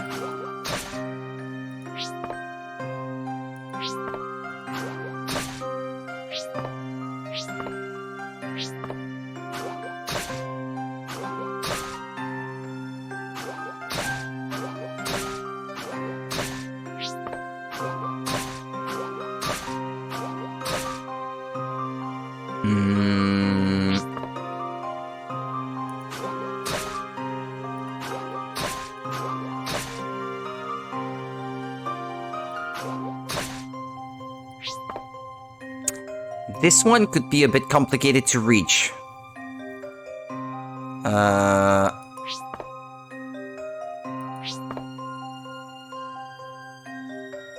No, never mind. Okay.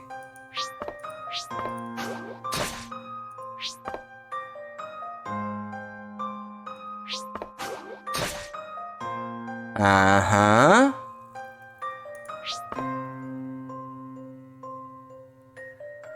From which would I be able to reach this horsey?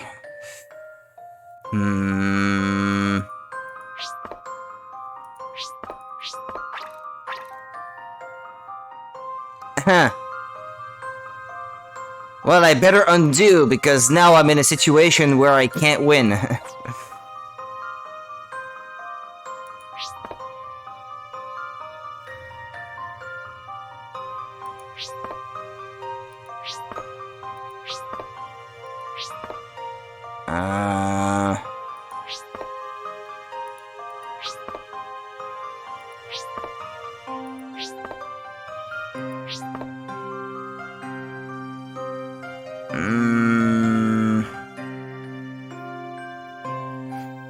Where should I actually be in order to be able to reach it? Okay, yeah, I think I can see... Well, maybe this square here, if I can manage to reach it. Well, not like this.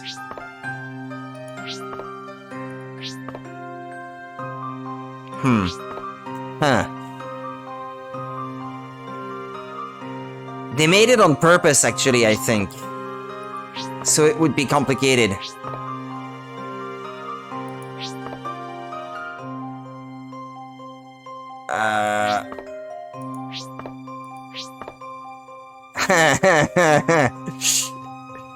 I'm sure that was by design.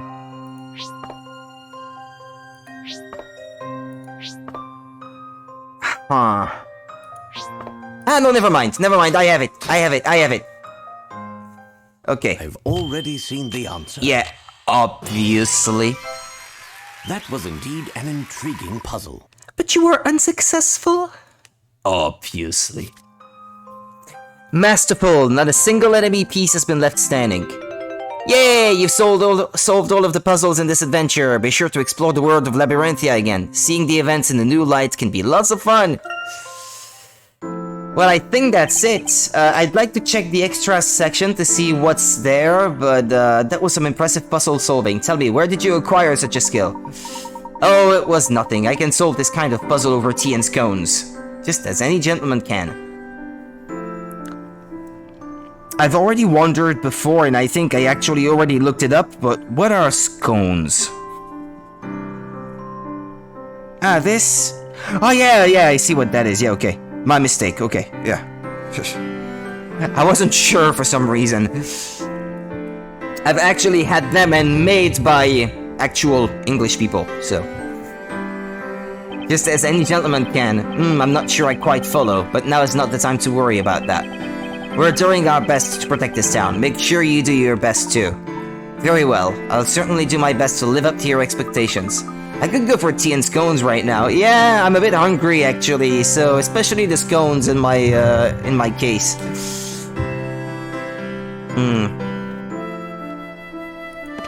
That would be nice right now. Okay, how can I go back to the title screen maybe?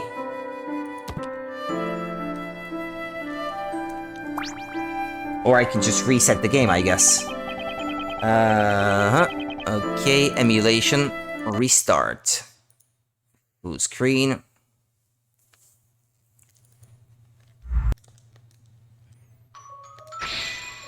Extra content.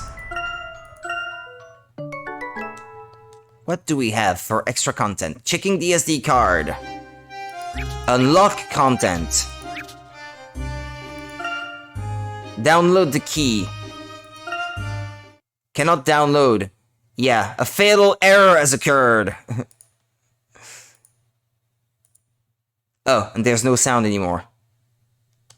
I crashed the game. It tried to access the 3DS eShop, I think, and the emulator just didn't like that. Oops!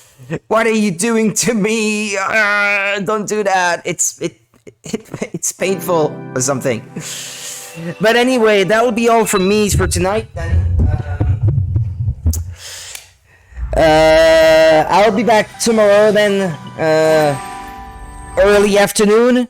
Let's say that. After 1 PM, probably. With Alice Madness Returns. I'll spend a little bit of time now before going to sleep, just trying to make sure that everything is set up properly so I can start streaming that tomorrow without having to wonder about it. And hopefully my internet connection tomorrow is a bit better than it has been today.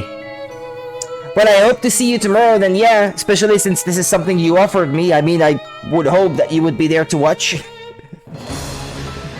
Hopefully. Take care of yourself, Monica. I hope you have a good rest of the night. Sleep well. Take care of yourself, and I'll see you tomorrow then. See you tomorrow. Bye-bye. Yep, I hope I sleep well indeed, yeah. Let's hope so. Same to you. See ya.